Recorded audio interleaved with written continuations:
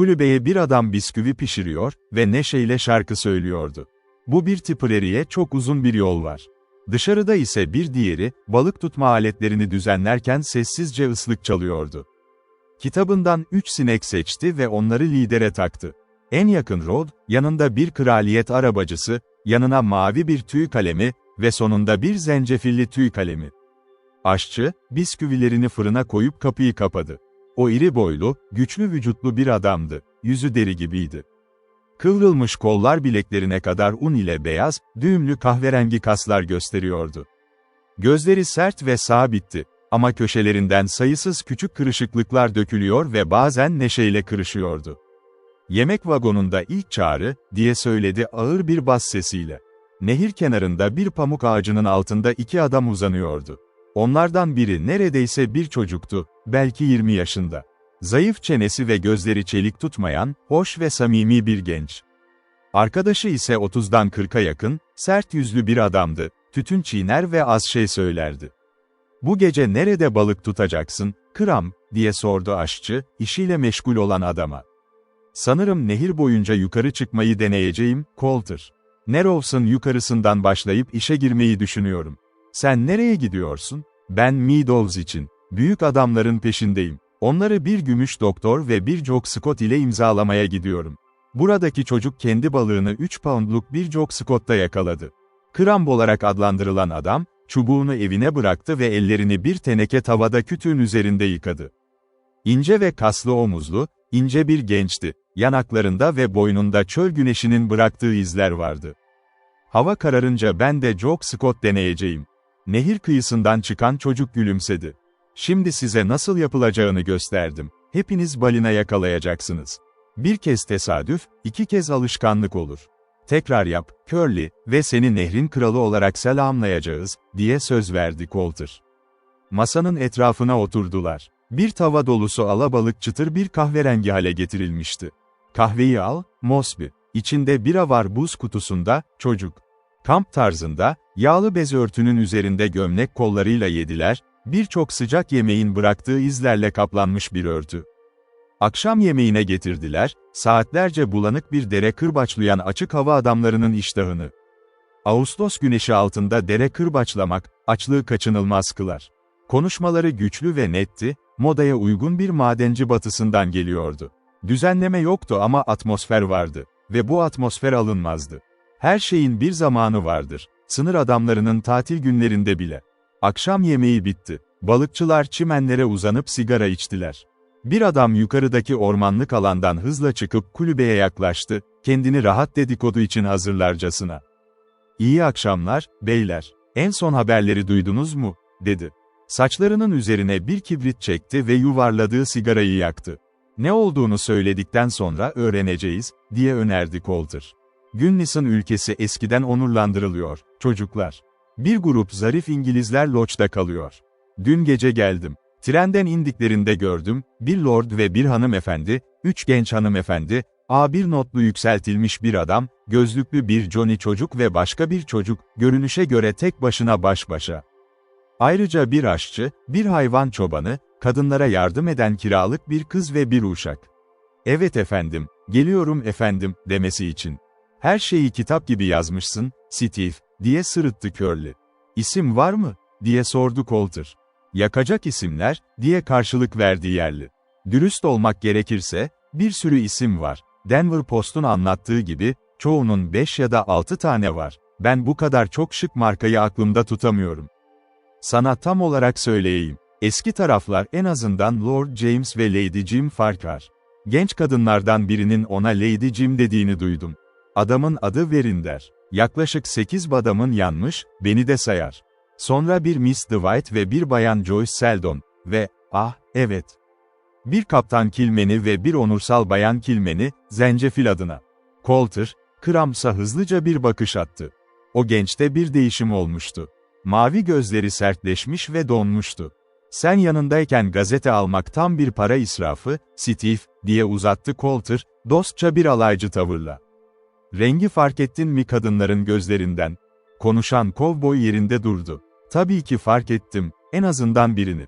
Size söyleyeyim, Bayan Joyce Seldon, ormanın bu yakasına gelen en güzel etek.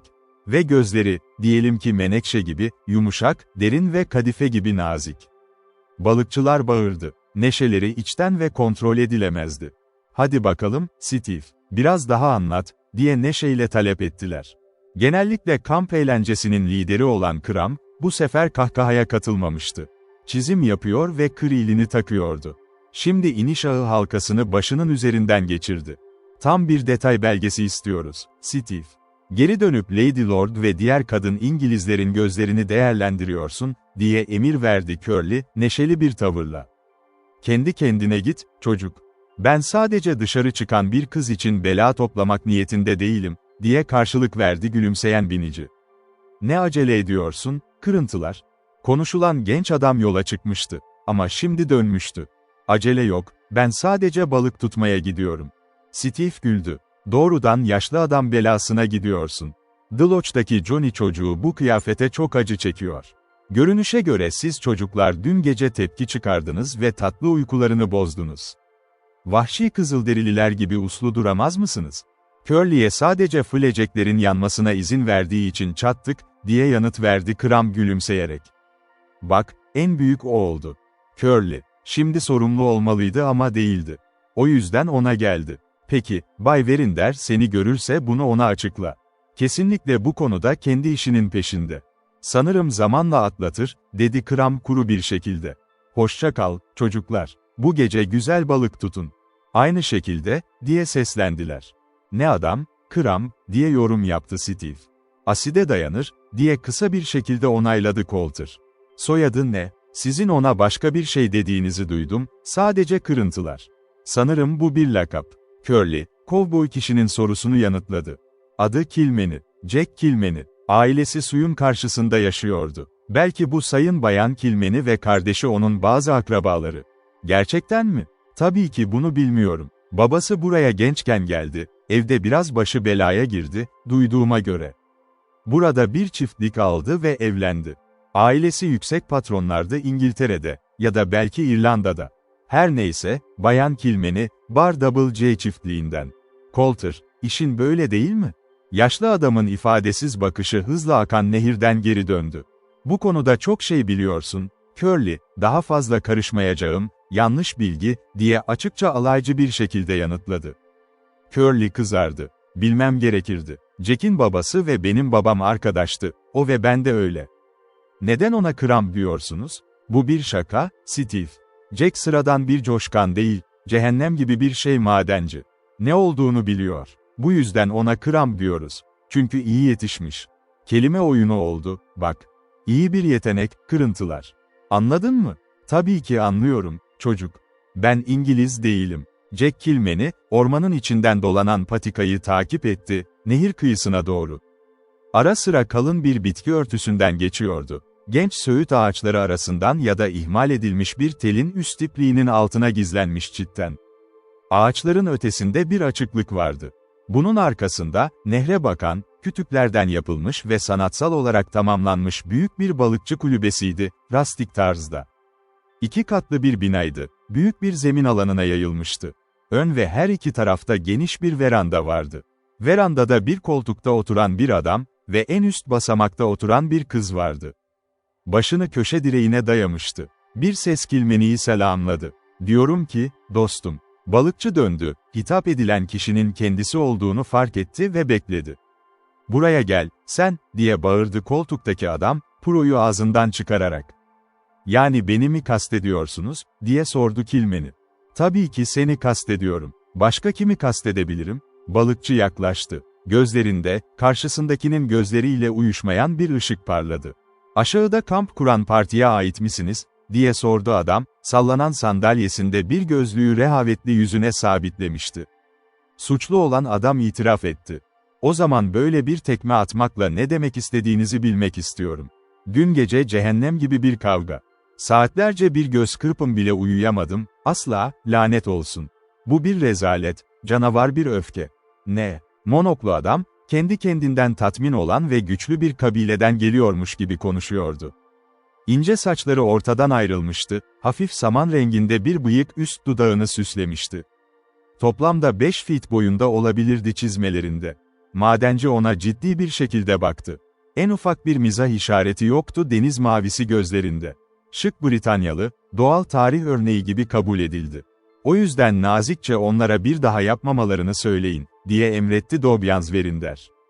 Lütfen, efendim, diye ekledi genç kadın sessizce. Kilmeni'nin sabit bakışı ilk kez ona yöneldi. Küçük, şaşırtıcı derecede canlı gözleri olan, keskin çenesini kaldıran koyu renkli bir kız fark etti. Çarpıcı bir şeydi. Şapkası hemen çıktı. Loç'ta kimsenin olduğunu bilmiyorduk, diye açıkladı. Tabii ki bilmezdiniz, diye başını salladı kız ve açıklama olarak ekledi, hanımefendi Farquhar oldukça gergin. Tabii ki müdahale etmek istemiyoruz eğlencenize ama. Gece havai fişek olmayacak. Çocuklardan birinin doğum günüydü ve heyecanımızı dile getiriyorduk. Eğer bilseydik. Lütfen tekrar olmamasına dikkat edin, iyi dostum, diye araya girdi Verinder. Kilmeni ona baktı, sonra tekrar kıza. Şık küçük adam tartılmıştı ve yetersiz bulunmuştu. Bundan sonra Verinder haritada yer almadı. Yutzin rezervasyondan kaçtığı sanıldı mı? Sanırım biraz gürültülüydük. Çocuklar iyi gidince, ne zaman duracaklarını tam olarak bilmiyorlar. Genç kadının gözleri parıldadı. Balıkçı hiç görmediğini düşündü. Bu kadar canlı bir yüzü. Böyle bir cazibesi çok düzensiz bir güzellikti ama içinden çıkan ruh, özgürlüğün ipuçları taşıyordu. Kafesteki bir kuş olabilirdi. Ama kanatları açık alanlara çırpıyordu. Dün gece iyi gidiyor muydu, diye alaycı bir şekilde sordu. Pek iyi değil, hanımefendi. Bakın, vuracak kasaba yoktu. O yüzden sadece manzarayı deldik. Burada olduğunuzu bilseydik. Gelip bizi vururdunuz, diye neşeyle attı kız. Kilmeni güldü. İyi bir komşusunuz. Ama buna gerek yok endişelenin. Gözleri tembelce ona hayranlıkla baktı. Genç hanımlar çok nadirdir bu ormanın bir köşesinde, çocukların kimseye zarar vermesi için. Onlara bir şans verin ve size gerçekten iyi davranırlar, hanımefendi. Onun cesareti Moya Dwight'ı sevindirdi. Sence yaparlar mı? Tabii ki, kendi barbarca tarzımızla. Hiç insanların kafasını sopar mısınız, diye masum bir küstahlıkla sordu. Genç bir ülke, diye neşeyle açıkladı. O üne sahip. Bizimle ilgili hikayeler okuyorsunuz, diye daldı. Şimdi iyi davranışı sadece size göstermek için buradayım. Teşekkür ederim, eğer çok zor değilse. İyi çocuklar, ama bazen unutuyorlar. İyi ki biliyorlar. Çok iyi olsalardı ilgimi çekmezlerdi. Colorado'ya gelmenin ne faydası var, eğer burası İngiltere kadar medeni olacaksa? Verinder, bu serbest konuşmadan haklıca rahatsız olmuştu. Vahşi doğanın rastgele bir yerlisi, bütün nezaketi çiğniyordu. Sizi daha fazla tutmayacağım, dostum. Balık tutuyorsunuz galiba. Batılı ona en ufak bir dikkat etmedi. Aman Allah'ım, hanımefendi. İngiltere'den çok daha medeni olduğumuzu düşünüyoruz. Burada hiç militan oy hakkı savunucusu yok. En azından ben hiç karşılaşmadım. Onlar medeniyetin bir işareti, diye güldü genç kadın. Hala hayatta olduğumuzu kanıtlıyorlar. Uyuyor olsak bile. O zaman bizi geçtiniz. Burada tüm kadınlar oy kullanıyor. Valiliğe aday olmak için bir sorun var mı? Yapabilir miyim? Gerçekten, diye gülümsedi. Gerçekten ve gerçekten. Bizim sorunumuz o kadar medeniyiz ki boyun eğiyoruz. Ters bir şeye. Bizi çok evcil bulacaksınız. Batı'nın melodramatik romantizmi çoğunlukla masal kitaplarında yer alır. Kovboy çoktan geçmişte kaldı. Kovboy nedir? Sığırların peşinden mermerde koşturan. Ah, bir kovboy. Ama kovboy yok mu? Nadiren oluyorlar. Dikenli tel çit onları işten çıkardı. Çoğunlukla şimdi sinema şirketlerinde çalışıyorlar, diye gülümsedi. Bay Verinder ikinci kez resmi bir öksürükle başladı. Bu çok kendinden emin yerliyi kovmak istiyordu. Dediğim gibi, Bayan Dwight, ben parlamentoya girmekten çekinmezdim, biliyorsunuz. Konuşma konusunda oldukça güçlüyüm. Eskiden biraz oynardım. Ama sınırlara dayanamam. Gerçekten, yapamam. Ve kovboylara çok güvenmiştim. Hayal kırıklığına uğrayacağım, dedi Bayan Dwight sessizce Batılı'ya. Verinder, cezalandırıldığını bilecek kadar akıllıydı. Batılı'yı ortadan kaldırmaya çalışmıştı ve kendini onun yerine elendi buldu. Yanaklarında öfkeli bir kızarıklık yükseldi. Hepinizin yaptığı hata bu, dedi Kilmeni ona. Gerçek aşk Batı'nın kıyafetlerinde ve süslerinde değil. Nerede, diye sordu. Ruhunda, geniş ovalardan doğan umut ve cesaretle. Temiz tepeler, büyük demokrasi ve geleneklerden özgürlük. Batı bir zihinsel durumdur. Bayan Dwight şaşırdı. Bunun bir felsefesini beklemiyordu doğa şansından bir barbardan. Elleri bir işçi adamınkiydi, kahverengi ve nasırlı ama yırtılmamış. Ancak bir ayrıcalık işareti vardı. Muhteşem omuzlara öyle bir şekilde yerleştirilmiş ince baş. Bedeni, etli ve daryan, bir panterin ince zarafetine sahipti. Önünde o yetkinlik vardı, kolay özgüven ifadesi. Bazı onun sınıfındaki erkeklerde vardı bu. Mesela Ned Kilmeny. Ama Ned çok hizmet vermiş bir savaş alayında subaydı. Bu bronzlaşmış balıkçı ise, sadece liderlere özgü bir şeyi nasıl kazanmıştı? Peki Batı'ya ait olmak ne kadar sürer, diye sordu genç kadın, alaycı bir tonlamayla birlikte. Ama onun alaycılığı bir sahtekarlıktı. Hem ses hem de yüz canlı bir heves taşıyordu, kaçırılmaması gereken bir heves. Zamanın bununla ilgisi yok. İnsanlar hayatlarını burada geçiriyor ve asla batılı olamıyor. Diğerleri ise bir günde bizden oluyor. Bence siz de erken hak kazanırsınız. Onun kişisel atıflarını görmezden gelmesi gerektiğini biliyordu ama doğası gereği alışılmadıktı. "Nereden biliyorsunuz?" diye hızlıca sordu. "Bu sadece benim tahminim," diye gülümsedi. Evin içinden müzikal bir ses yükseldi. "Haritamı gördün mü, Moya?" Kapıda genç bir kadın duruyordu, yumuşak bir altın beyazı güzellikte.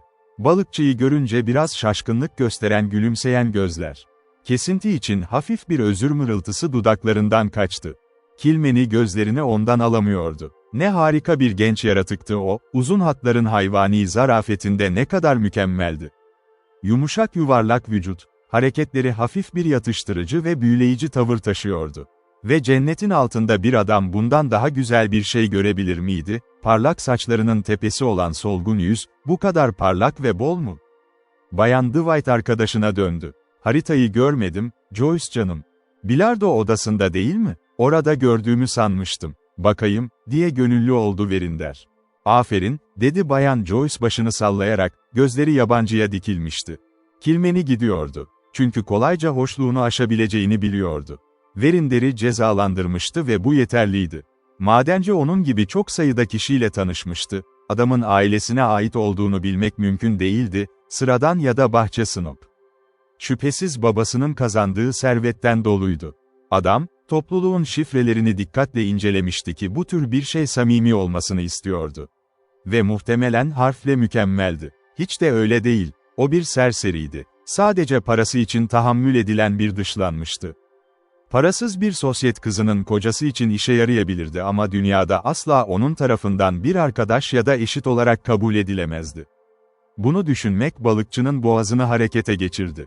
Çok muhtemelen adam, hızlı gözlü ince koyu kızı yakalamak için çabalıyordu, ya da hatta arkadaşı Joyce'u, bakireler bahçesindeki en seçkin çiçeği. "Günümüzde para sosyal olarak her şeyi yapar. Gördüğüm en yaramaz dilenci," diye öfkelendi Verinder. "Neden izin verdiğinizi anlamıyorum adamın kalmasına, Bayan Dwight." Kızın alaycı gözleri onun gözleriyle buluştu. Daha önce hiç bu kadar açıkça onu sevmediğini göstermemişti. "Değil mi?" Ayağa kalktı ve hızla içeri girdi. Verinder öfkeyle bıyığını ısırdı. Bayan Dwight'a aşık olduğu yönünde bir kurgu besliyordu ve birden fazla kez onun küçümsemesinden incinmişti. Joyce en kolay sandalyeye zarifçe oturdu ve göz kamaştırıcı bir gülümseme attı ona. "Moya çok kötü mü davrandı, Bay Verinder?" Birkaç gün önce Chicago'da partiye katılmıştı ve bu, Bayan Seldon'un ona gösterdiği ilk ilgi işaretiydi. Verinder minnettardı. "Tüm dünya bunu duymaya hoş geldiniz. Eğer işe yarayacaksa Times'da duyururdum." "Bence küstahsınız," diye güldü güzel genç kadın. "Biliyorum, akılsızım. Ah," liderini dikkatlice Riffle'lara bıraktı. "Sizi bu mahallede tutan bir yasa yok, biliyorsunuz. Bir kez Hindistan'ı deneyin. Alabalığı tutacak bir şey yok, kanca hariç." Gülümsemesi tembel ama samimi bir alaycı ifade taşıyordu. "Büyük bir yazık siz. Böyle hissetmenize çok sevindim. Bir şair, acımanın aşk olduğunu söyler. Bence uzun bir yürüyüşe çıkmanız size iyi gelir, Bay Verinder." "Bayan Seldon ile mi?" diye temkinli bir şekilde öğrenmek istedi. "Yalnız," dedi sertçe, "dinlenme olurdu." "Benim için bir dinlenme, yoksa sizin için mi?" Gamzeler tekrar yumuşak yanaklarına parladı. "İkimiz için de, belki." "Teşekkürler." Burada oldukça neşeli. Ellerini pantolonunun ceplerinde tutarak bir ağaca yaslandı. "Umarım beğenirsiniz. Moya'yı bulacağım." Bayan Seldon sallandı, çubuğunu ağaca dayadı ve Lism zarafetiyle yürüdü. Verinder uyandı. "Ben de geliyorum." İkinci kez düşündüğümde gerçekten bir yürüyüşe ihtiyacım olduğunu fark ettim. Omzunun üzerinden ona alaycı bir şekilde baktı. "Gelebilirsiniz. Ama seninle konuşulmadan konuşmayacağım." Bitti. Aman tanrım. Jack Kilmeny, ip feribotuyla nehri geçti ve patikayı takip etti. Darboğazın üzerindeki suyu yaklaşık 1 mil ve yarım aldı. Kamptan. Söğüt ağaçlarının yanında sivrisinekler oldukça kötüydü kıyıya kadar. Ama daha fazla dışarı çıktıkça onu daha az rahatsız ettiler ve karanlıkta sorun çıkarmayı bıraktılar. Balıklar besleniyordu ve birkaç darbe aldı. Yarım düzine 8 ve 9 inçlik alabalık kroşesine girdi. Ama yine de Shorne'in kenarında balık tutuyordu. Derin suyun kenarında, büyük adamlar cazip kalmayacaktı. Ay boyunca saat 10 çeyreği gösterdiğinde sonunda iyi bir tutma yakaladı. Şimdi Loach'a çok yakın olmayan Riffle'ların yanındaydı. Uzun bir gün Nisan boyunca balıkçıların, "bump" dediği şey onu oraya getirdi. Sessizce sineğini tam olarak aynı yere düşürdü. Bir çekişme, bir parıltı oldu suyun üzerinde, beyazdı ve bir ok gibi alabalık uzaklaştı. Makara ip çözülürken vızıldadı. Kilmeny, sahip olduğu baskıdan anladı. İyi bir tane yakalamıştı. Dikkatlice oynadı, çizgiyi gergin tuttu ama fazla yük bırakmıyordu üzerine. Kısa ve keskin bir dövüşten sonra balık yeterince yakına çekilmişti. Lohlevin türündendi. Alabalığın ağırlığını yaklaşık 2 pound olarak değerlendirdi. Başka bir atış denemek isterdi ama saat 10'du. Yasa tarafından belirlenen sınır. Kıyıya çıktı, yarın tekrar bu Riffle'lara dönmeye karar verdi. Ertesi gün Kilmeny kamp aşçısı görevini üstlendi ve bu görev her adamın sırayla üstlendiği bir şeydi. Kampta günde sadece 2 öğün yenirdi. Bu yüzden kahvaltıdan sonra birkaç saatlik boş vakti oldu. 1-2 saat balık tuttu ama aklı başka şeylerle meşguldü. Grubun Loach'a gelişi, ona uzun zamandır gömülü olan hayatının bölümlerini canlı bir şekilde hatırlattı. Babası Archibald Kilmeny, birkaç yıl Colorado'ya geldikten sonra küçük bir hayvancının kızıyla evlenmişti. Gerçi annesi henüz çocukken ölmüştü. Jack hala kalbinde sıcak bir şekilde canlı anıları taşıyordu. Tutkulu, sınırsız bir kadındı annesi. İnek ülkesinde bir güzellikti, kendi tarzında çekici, güzel ölüm gününe kadar. Ancak eğitim ve kısıtlamadan yoksundu. Kocası onu İrlanda'daki ailesini ziyarete götürme hatasını yapmıştı.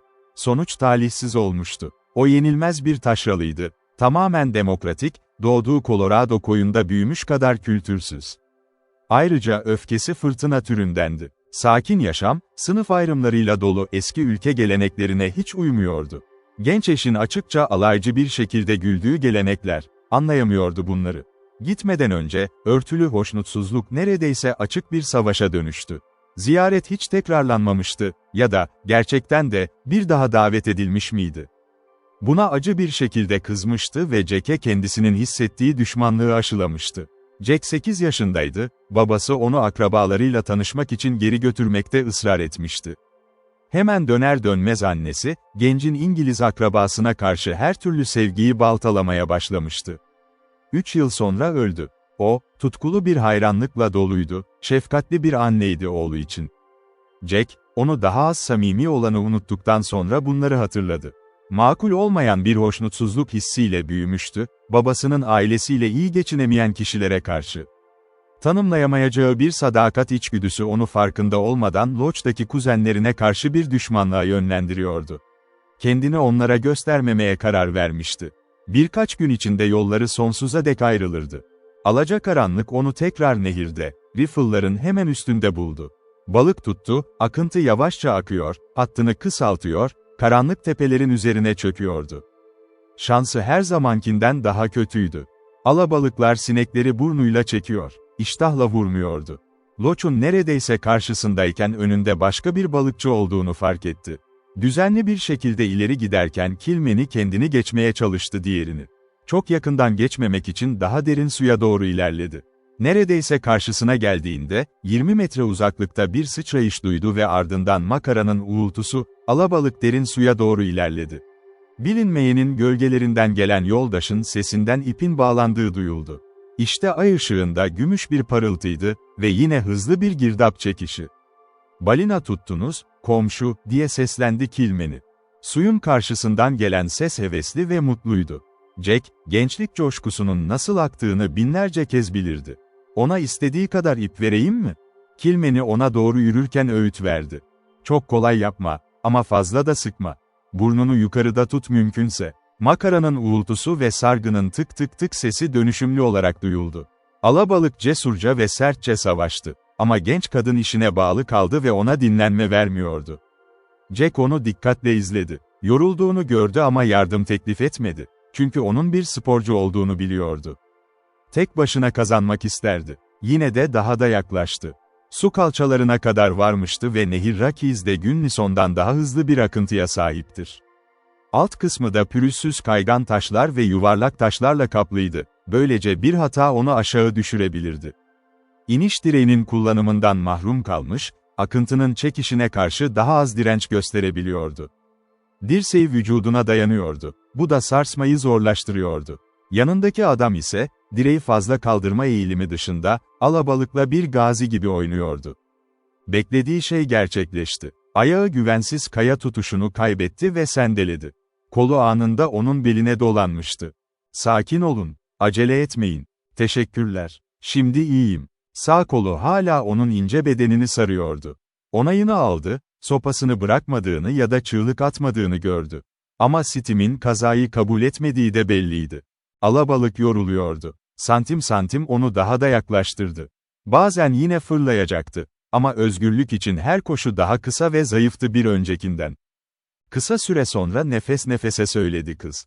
"İniş ağım." Kır ile takıldı. Kilmeny ağı çözdü ve topu hemen kullanıma hazır yuvarlak hale getirdi. "Şimdi ne yapmam gerektiğini söyleyin." Oldukça hızlı bağlandı. "Onu almak için acele etmeyin, net ve dikkatli olun. Bu iri adamlar muhtemelen kaçacaklar."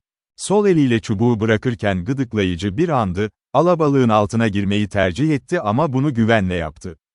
"O bir devasa değil mi?" diye sevinçle bağırdı. "Kır ile girmeyecek hiç. O zaman onu bana verin. Şans sizin. Taşıyacağınız oyun çantası için sizin gilliyeniz olacağım." Parmaklarını solungaçlarından geçirdi, sonra kancayı balığın ağzından aldı. Alabalığı bir elinde, çubuğunu ise diğer yanda, hızlı suda yavaşça kıyıya doğru yürüdü.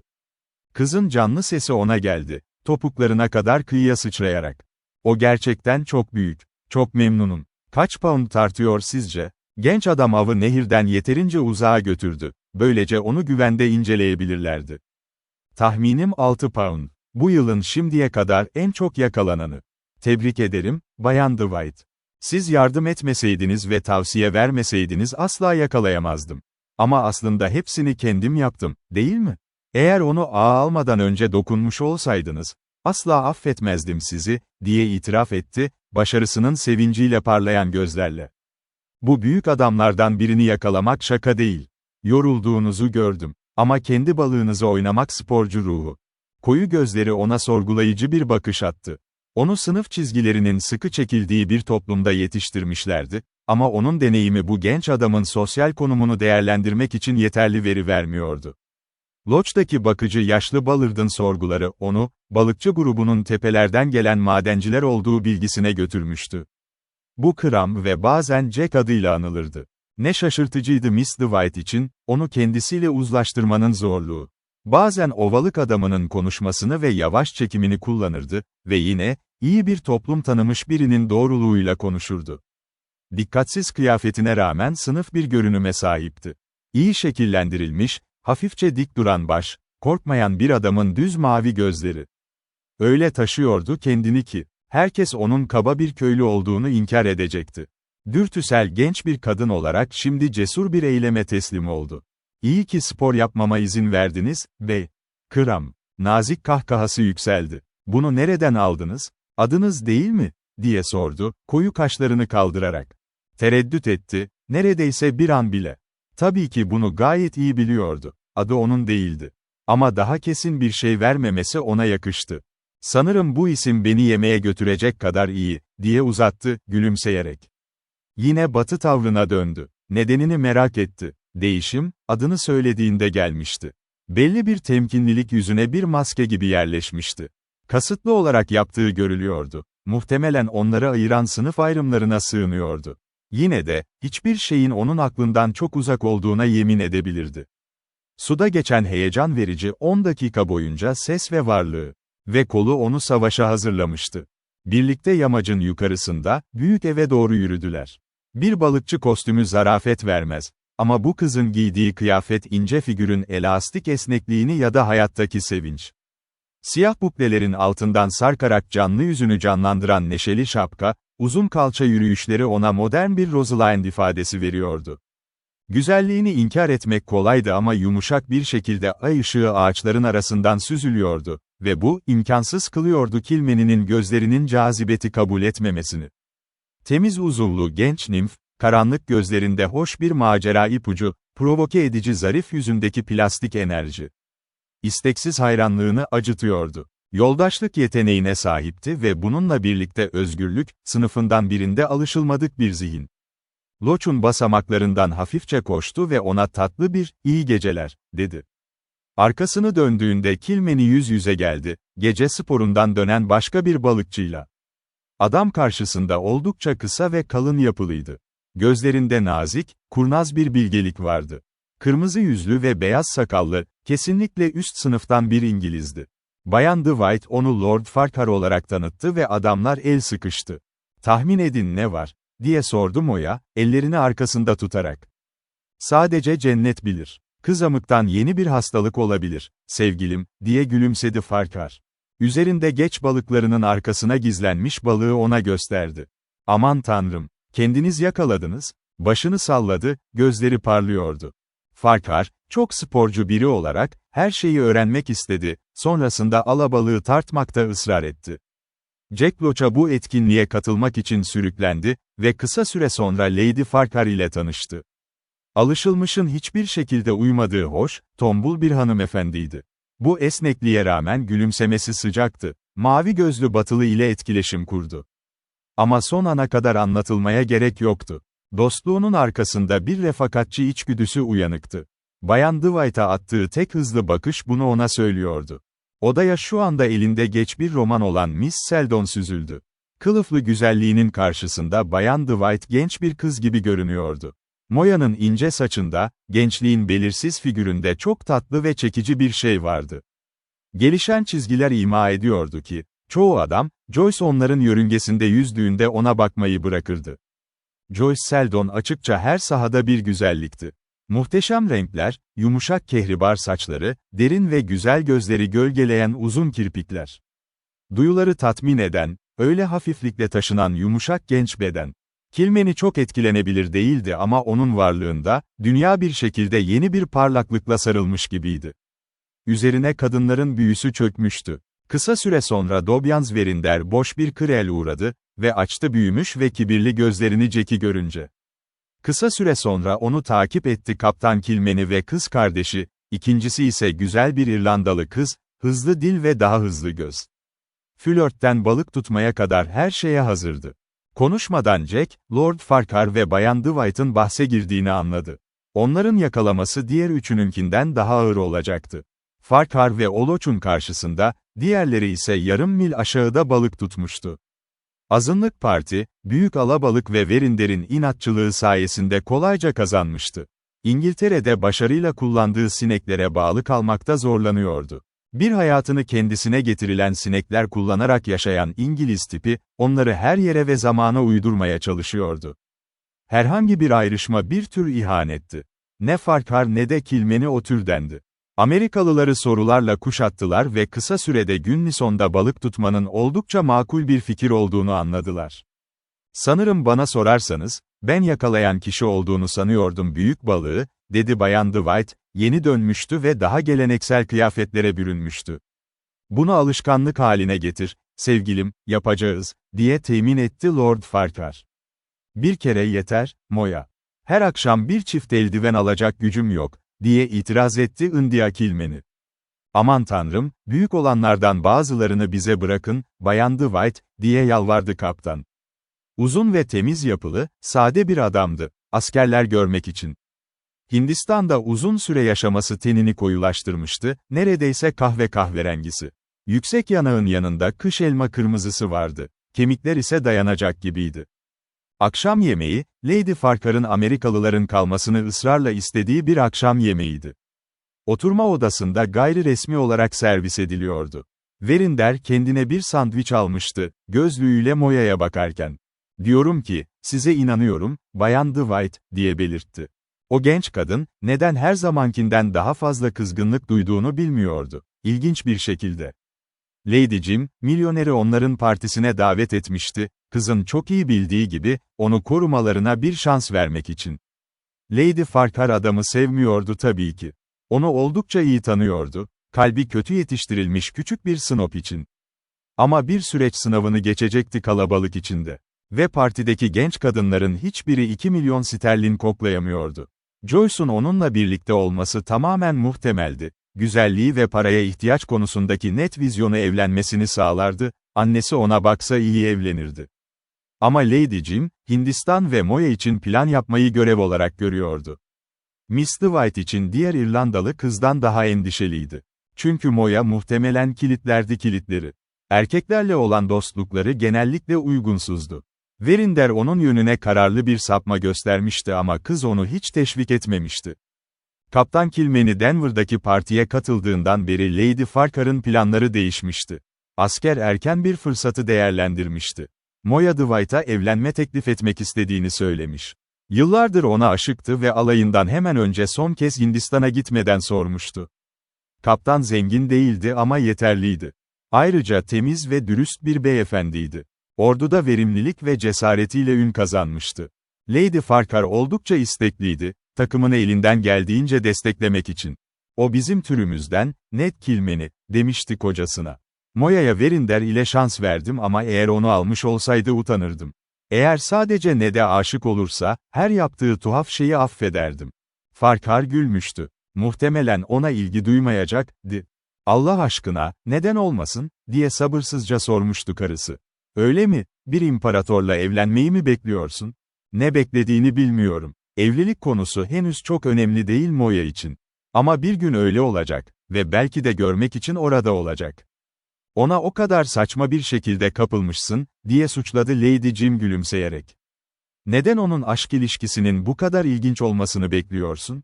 Benim için bence Ned ona oldukça uygun." "Ah, yeterince iyi. Mesele bu değil, değil mi? Moya saldırıya uğramak istiyor, ayaklarından olduğu adamın kollarına süpürülmek. Sevmeye hazır. Bir tür Lochinvar işi gibi, heyecan dolu ve harika anlar. Ned ona bunları veremez. Hayır, sanırım hayır. Ne yazık ki mantıklı olamıyor. Yeterince mantıklı kişi var," "Henüz birkaç yıl ayırabiliriz romantizm için. Akıllı hale geldiğinde bir şeyden vazgeçmek zorunda kalacak, kaybetmeye tahammül edemez." Karısı ona baktı ve sevgiyle gülümsedi. "Henüz tam olarak kaybetmedin, senin, Jim." Lord Farquhar'ın hayata olan ilgisini koruduğu ferahlatıcıydı. Bu akşam gözleri parladı. Batılı kişi anlatırken Gunnison adlı küçük kasabada düzenlenecek sınır günü programının ertesi gün olacağını. "Sen ve arkadaşların madencisiniz, anlıyorum. Katılmayacaksın, o zaman," diye sordu. "Eskiden inekleri yumruklardım. Adım seçim için kaydedildi. Çocuklar istiyor, ben de bir sıra alacağım." India Kilmeny dik oturdu. "Hadi gidelim. Sabah binebiliriz. Eğlenceli olacak. Oldukça yünlü olacak, gördüğünüz her şeyden oldukça farklı," diye önerdi madenci. "Buraya balık tutmaya geldik sanıyordum," diye araya girdi Verinder. "Harika sıkıcı görünüyor amatör gösterilerde ve bu uzun bir yolculuk. Hadi hareket ediyoruz. Ne diyorsunuz, Lady Farquhar?" diye ekledi Kaptan Kilmeny. "Hadi gidelim," diye yalvardı Moya. "Neden yapmamamız gerektiğini göremiyorum," diye gülümsedi Lady Farquhar. "Ama Bay Verinder binmek konusunda. Eğer beni arabaya götürürse, geri kalanlar at sırtında devam edebilir." "Memnun oldum, eminim." Verinder zamanında dışarıdan medeni ama içten öfkeli geldi. "Ne demek istedi Lady Farquhar?"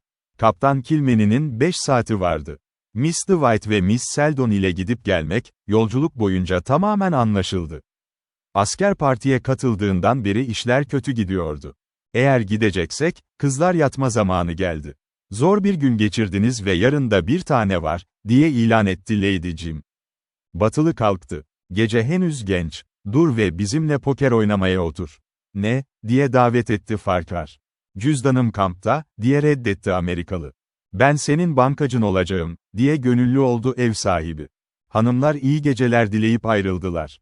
Sandalyeler kart masasının yanına çekildi. Fişler satıldı ve eller dağıtıldı. Sabahın ışığı saçılıyordu. Kilmeny kampa geri dönmeden önce. Cebinde $173 vardı. Bunların çoğu yakın zamanda Dobjans Verinder'in mülküydü. Gün sona erken bir başlangıç kararlaştırılmıştı kampta. Şimdi yatmaya gitmek pek değmezdi. Jack bir havlu aldı, asılı olduğu söğüt çalıdan.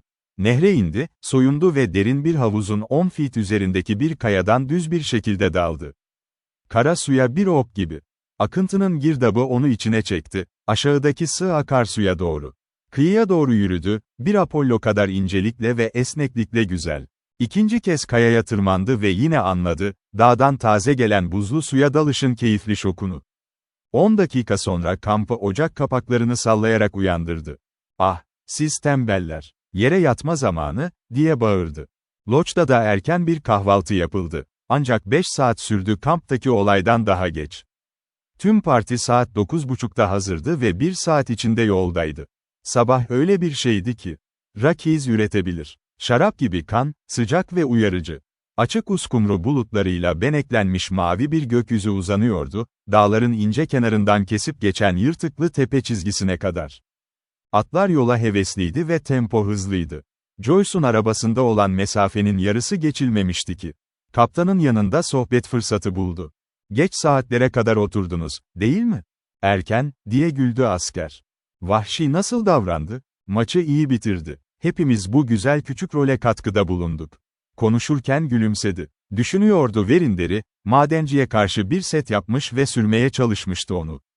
Ama yükseltmelerle kendisi kaybediyordu. Sonuç talihsiz olmuştu milyoner için. "Oldukça güvencesi var, değil mi?" diye hafifçe sordu. Kaptan tereddüt etti. "Sence bu kelime gerçekten doğru mu?" Uyum sağladı kolayca, utangaç ya da garip değildi. Ama hiç de rahatsız edici değildi. "Farquhar onu seviyor. Oldukça ilginç," diye itiraf etti Joyce. Onu yakışıklı, vahşi genç bir barbar olarak görüyordu. Ama herhangi bir erkeğe belli bir saygı göstermemesi imkansızdı onu hayranlıkla karşılayan için. Batılı gözlerini sık sık ona bırakmamıştı, ama cinsiyetinin ince içgüdüsü ona onun çok iyi olduğunu söylemişti. Onunla almıştı. Çünkü Joyce Seldon, merkez ve düşüncelerinin çoğu bu konuda döndüğünden, genç adam onun lehine kesin yolu seçmişti. Moya Dwight da genç balıkçının içinde girip çıktığını fark etti, oldukça iyi bir biçimde. O alaycı gülümsemeyle ona söylemişti, "Bir işçi." Gerçekten de, yolda neredeyse meydan okuyan bir şey vardı bunu söylerken, sanki bir an bile misafirperverliğini sahte bahanelerle kabul etmeyecekmiş gibi. Ama kesinlikle hiçbir işçiden çok uzaktı daha önce görülmüş. Dün akşam Lord Farquhar'ın kendisi kadar rahattı.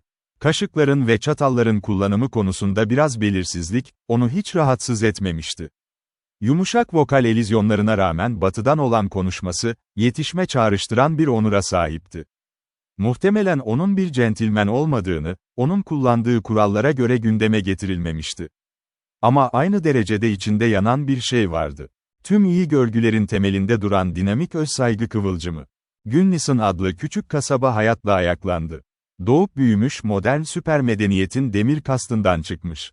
Moya'ya etkinliğin barbarca rengi çok çekici geldi. Yukarıdan baktığında arenaya, partisinin bulunduğu kutudan, kızın kalbi zonkladı tüm bunların saf neşesiyle. Bu batıyı çok seviyordu, manzaralı yerleriyle, koyu renkli giysili, kahverengi yüzlü binicileriyle. Onlar sert bir gruptu. Rockies'in dengesiz güneşiyle tuğla kırmızısına yanmışlardı. Neşeli oğullar, yaşlarını çocukça bir coşkuyla taşıyorlardı. Harika. Bucking Broncho şampiyonluğu için yarışmacıların çoğu Parti Lodge'dan gelmeden önce elenmişti. Bunlar arasında finale ulaşan 3 kişi, önceki akşamın konuğuydu.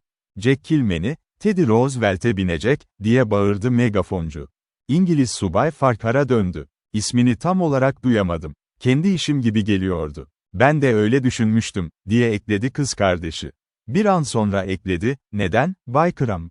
O genç adam tembelce öne doğru yürüdü, eğerini sürükledi, titreyen hayvanı temkinli bir şekilde eğerledi, sonra hafifçe oturdu. Broncho bir an hareketsiz durdu, sonra kendini fırlattı dünyadan. Eylemin vücut bulmuş iblisiydi adeta. Bir sürahi, bir dokumacı, bir Sunfisher. Bu Ron'un eşi yoktu. Kötü şekilli burnu ve acımasız kırmızı gözleri kötü rüyalar görmeye yetiyordu. Ama zayıf yanlı genç madenci, eğere sıkışmış görünüyordu. Panter gibi çevik ve kıvrak, hayranlık uyandırıcı ve mükemmel bir kolaylıkla biniyordu. Teddy her numarayı denedi. Havaya kalktı ve dört bacağı sertleşmiş şekilde aşağı indi, demir direkler gibi. Hızlı ve keskin bir dizi atla öne fırladı. Arenanın duvarına fırladı ve bu, bacağını ezerdi eğerde mükemmel bir duruşla tutan binicinin. Ama Jack Kilmeny duruma hakimdi ve daha fazlasına. Kaba geriye döndüğünde, takla attığında, eğerden inip vahşi atın önünde tekrar bindi. Kanun kaçağı sendeleyerek ayağa kalktı. Batı sınırı bile hiç görmemişti. Daha cesur ve muhteşem bir binicilik örneği. Kaptan Kilmeny coşkuyla ellerini çırptı. Bravo, aferin. Yanına oturan Moya'ya döndü. Gördüğüm en güzel sert biniş sahnesi. Milyonda bir adam bile bunu yapamazdı. Her şey işe alışmakta önemli, biliyorsunuz, diye uzattı Verinder, rahatça. Moya, öne eğilmiş, karanlık gözleri ikisine sabitlenmiş, arenada ustalık için savaşan hayvanları izlerken, iki yorumu da karakteristik buldu. Kaptan bir sporcu ve bir centilmendi, milyoner ise ikisi de değildi. Hindistan, Moya'nın kulağına fısıldadı. Bir yengeç kadar geniş görüşlü, sadece hakkında. Referans elbette Verinder'dı. Bence adil olmalıyız. Yengeç bile olsa, canım, dedi Bayan Dwight kuru bir şekilde. Kanun kaçağı Broncho ile binicisi arasındaki savaş sona ermişti. Teddy Roosevelt'in güveni ve gücü sarsılmıştı. Pony'nin sonunu görmek kolaydı. Kısa süre sonra bu konuşmalar sona erdi. At başı eğilmiş halde, ağzından köpük damlıyor, yanlarından ter lekeleriyle doluydu. Kilmeny eğerden sallandı ve aynı anda Coulter de arenaya girdi. Jack'i kenara çekti ve kulağına fısıldadı. Hindistan, saha gözlüğüyle sert biniciye bakıyordu, genç adamın yüzünün kasvetli ve sertleştiğini gördü. Bir an bile gecikmeden ilerledi. Onu tebrik etmek için toplanan kalabalığı ve bahçeyi aşarak Coulter ile çıktı. Finale ulaşan diğer iki biniciden biri. Vahşi Batı'dan bir gösteriyle seyahat ediyordu ve bu şeytani zorluğa kendini tutamayacak kadar yumuşaktı. Kendini kurtarmak için eğerin boynuzunu tutmak zorunda kaldı. "Deri çekiyor," diye bağırdı jüri üyelerinden biri ve adam bir kenara çekildi. Üçüncü kovboy iyi bir performans sergiledi ama atı, Teddy Roosevelt'in enerjisine ve ruhuna sahip değildi. Oy birliğiyle kabul edilen karar yargıçların lehine. Kilmeny kazanmıştı. Ama ödül istediklerinde yeni şampiyon ortada yoktu. Moya Dwight, adamın nezaketinin başarısız olduğunu içten bir hayal kırıklığıyla hissetti. O ve arkadaşları onun başarılarını cömertçe alkışlamıştı. En azından kısa bir uğrama yapabilseydi. Bunun yerine, onları görmezden gelmişti. Tekrar karşılaşırlarsa kendini daha soğuk davranmaya karar verdi. Gün batımının erken gölgeleri Engebeli Dağ'dan aşağı uzanıyordu. Lodge'dan gelen ziyaretçiler Kanon Nehri'ne vardığında yan yanlarda. Kısa süre sonra şampiyon binici ve arkadaşı Coulter, dar bir yolda onları geçti. Geçidin son kişisinin deri gibi yüzü, onları ifadesizce karşıladı, küçük bir tanıma baş salladı. Ama genç adam kendini birkaç kelime için topladı. Tebriklerini sessizce sundu. "Sevindim, hoşunuza gitmişti," der gibiydi. Ama acele ettiği belliydi. Gözlerinde uymayan bir sert temkinlilik vardı. Moya, endişeli olduğu izlenimini kaybedemedi, bir şey vardı. Mümkün olan en kısa sürede atına mahmuzlar taktı ve arkadaşının peşinden dört nala koştu. "Vahşiliğini düşündüğüm kadar sevmiyorum. Eğer onu kendin tutmandan daha hoş olamaz, Moya," diye ilan etti Joyce gülümseyerek. Yaklaşık çeyrek saat sonra sert sürüş sesi arkadan ulaştı. 5 tozlu, sert adam, hepsi tüfekler ve tabancalarla, onlarla eşit seviyeye geldi. "Lider." Lord Farquhar'a hızlı bir soru attı. "Son zamanlarda iki binici geçti mi?" "Evet. Biri büyük bir sorul üzerinde, diğeri beyaz çoraplı bir roğun üzerinde ön ayaklar." "Evet. Bir şey söyler misiniz?" Genç olan birkaç kelime için durdu. "O, bir Bay Kram, kamp yapmış hemen aşağımızda nehirde." Eğerinde tüfek olan uzun boylu adam kasvetli bir şekilde güldü. "Evet, o, değil. Adı Kilmeny, Jack Kilmeny. Ben Gunnison County şerifi ve onu çok istiyorum." "Kilmeny mi dediniz?" diye sordu kaptan sertçe. "Ben de öyle dedim. Bronco kırma yarışmasını kazanan adam bugün." Moya, etrafına bakan küçük silahlı adam grubuna baktığında, tavlarında tehditkar bir gerginlik vardı. Zihni bir şey aramaya çalışıyordu, bir açıklama. Ama şunu anladı, yasanın uzandığını, onu bu kadar ilgilendiren o umursamazca genç için. "Onunla ne istiyorsunuz, ne yaptı?" diye hızlıca sordu. O ve arkadaşı fuar birliğinin kapı bekçisini tuttu ve $3.000'la sıyrıldı. Bekledi. Yani soyuldu mu? İşte demek istediğim bu, gösterinin tüm geliriyle vazgeçti. Nasıl uzun zamandır kaçamıyorlar? "Çeyrek ile yarım saat arasında," diye yanıtladı Farkar. Şerif başını salladı. "Hazırız, çocuklar." Çıtırdayan toynaklar yolda bir toz bulutu içinde kayboldu. Hayatın zorlu anları tüm bu genç kadınlar için yumuşak hale gelmişti. Daha önce hiç bu kadar ham, çirkin dikişlerine bu kadar yaklaşmamışlardı. Gölge yasa, kastın kutsallığı, onları her zaman korumuştu. India, kardeşinin büyük ve büyümüş gözlerine döndü. "Kilmeni," dedi. "Kim bu adam olabilir? Bilmiyorum." Bir an sessizce kaşlarını çatarak düşündü, hoş olmayan bir fikir belirliyordu zihninde. "Amca Archie'yi hatırlıyor musun? Jack adında bir oğlu vardı, Colorado'da bir yerde yaşıyor. Hatırlıyor musun? Sen küçük bir çocukken, büyük babanın evinde durmuştun." Kız başını salladı. "Bir kere seninle dövüştü değil mi?" Kaptan başını salladı. Şüphe kesinliğe dönüşmeye başladı. "Yüzünü daha önce görmüştüm sanıyordum. O bizim kuzenimiz Jack. İşte o biri. Ve şimdi bir haydut. Aman tanrım, öyle görünmüyor," diye katkıda bulundu Farkar.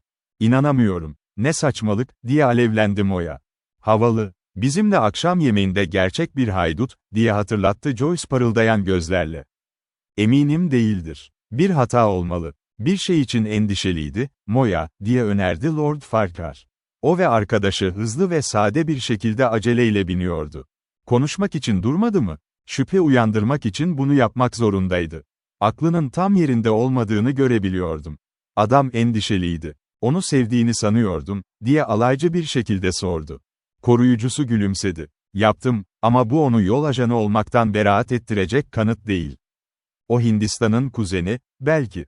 Nasıl suçlu olabilir? Şimdi onu ve Kaptan Kilmeni'yi kesmek için bir şeyler var mı?" diye hararetle sordu Bayan Dwight.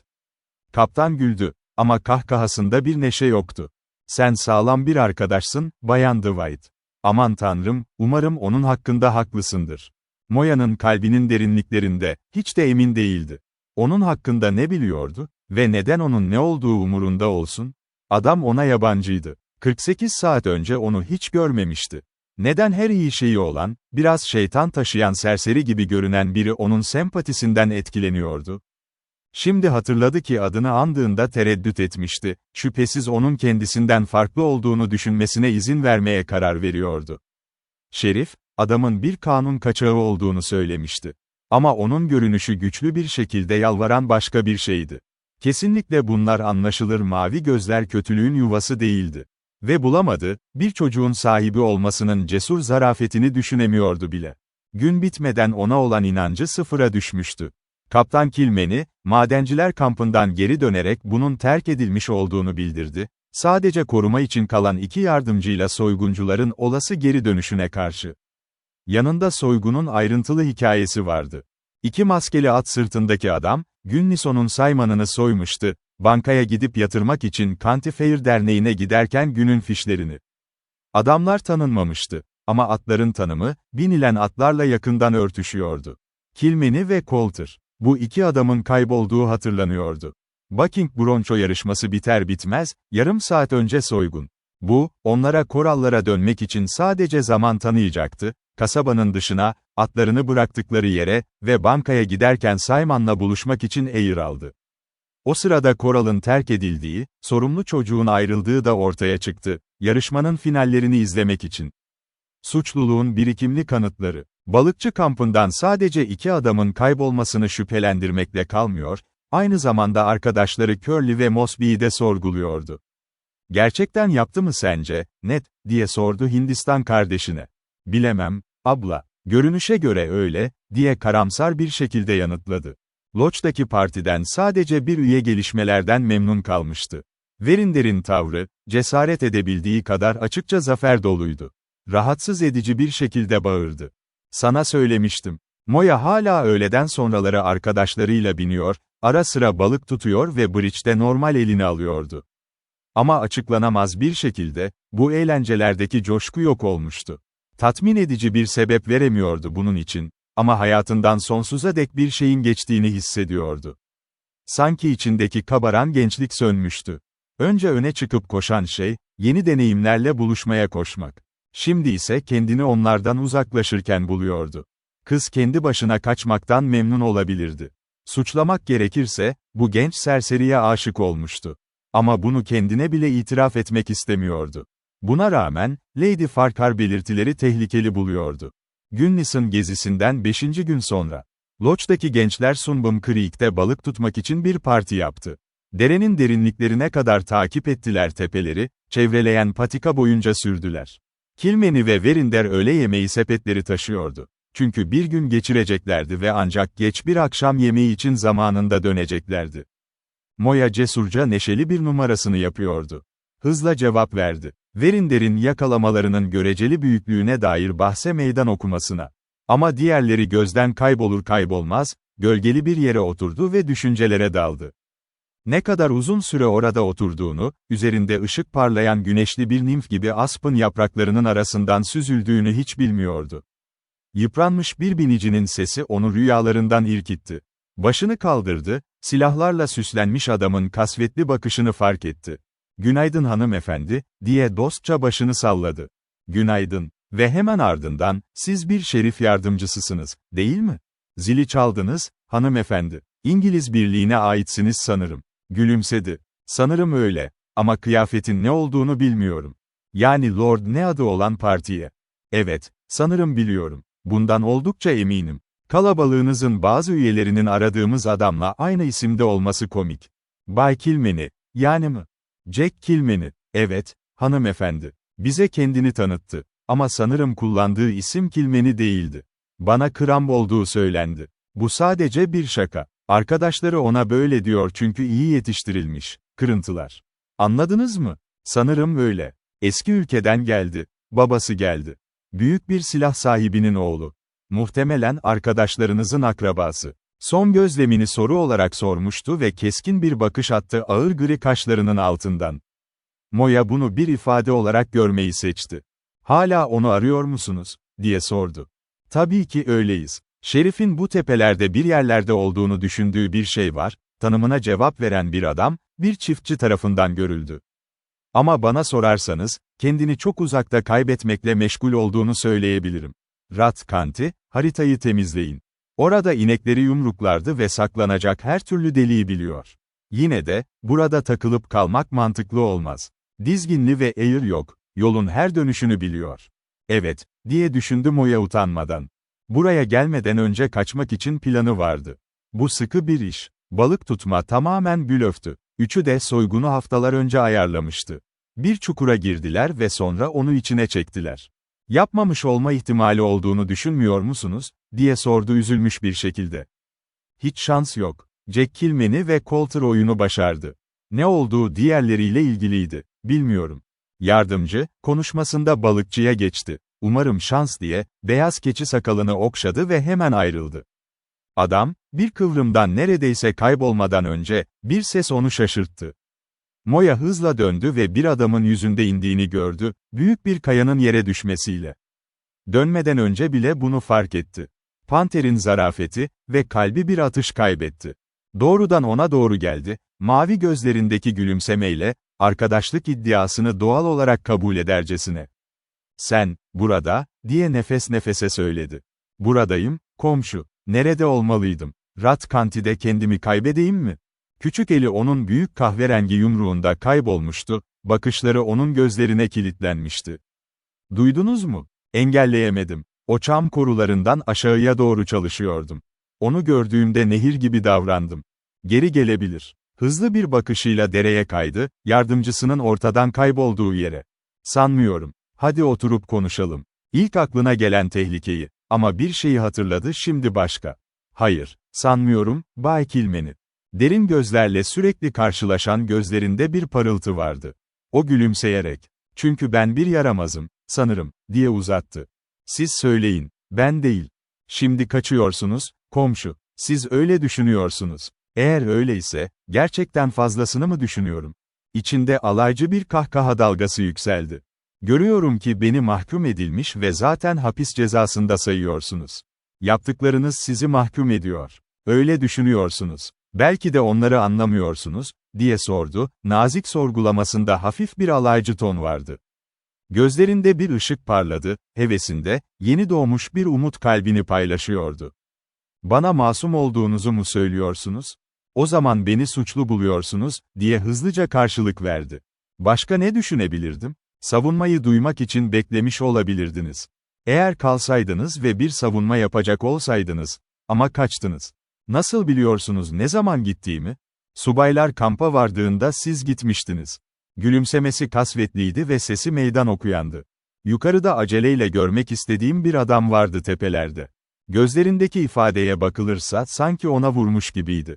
Ceza ile küçümseme cevabını aldı. Kayaların arasında başka bir adam mıydı? Sadece şimdi yardımcısı gidene kadar görmeyi beklediğiniz biri mi? Her neyse, Sumbum kıyısında genç bir kadın vardı. Onu gitmelerinden sonra görmek istedim, dedi kaçakçı cesurca. Yanaklarının altında hafif öfkeli bir kızarıklık hafifçe parladı. Kaçamalar, sadece kaçamalar. Arkasını döndü, kalbi hastaydı. Bu fırsatı umursamaz bir şekilde ele almıştı. Masum bir adam bunu yapabilir miydi? Ok gibi hızlı bir şekilde eli fırladı, omzuna vurdu ve onu tuttu kararlıca. Gözleri gururla alevlendi. Sizi böyle bırakmayacağım. Düşünmeyin, efendim. Önce bana hakkınızı vereceksiniz. Eli omzundan düştü ama ustaca bakışı adımlarını durdurdu. Bana karşı elinizdeki kanıtları bana söyleyin. Yine isyancı bir umut kalbini ısıttı. Vahşi olabilir ama kesinlikle suçlu değil, yüzlerde bir gerçeklik varsa. Ona karşı duyduklarını anlattı. Haydutlar sizinki gibi atlara biniyordu. Fuar alanından erken ayrıldınız. Siz ve arkadaşınız hayvanları ahırladığınız ahıra girerken görüldünüz. Bu soygondan yarım saatten daha az bir zaman önceydi. Bizi geçtiğinizde yolda bir şey için endişeliydiniz. 2 ya da 3 kez geriye baktınız. Hem siz hem de Bay Coulter acelenizi gösterdiniz. Sonra Şerif kampa ulaşmadan önce kaçtınız. Masum bir adam bunu yapar mıydı?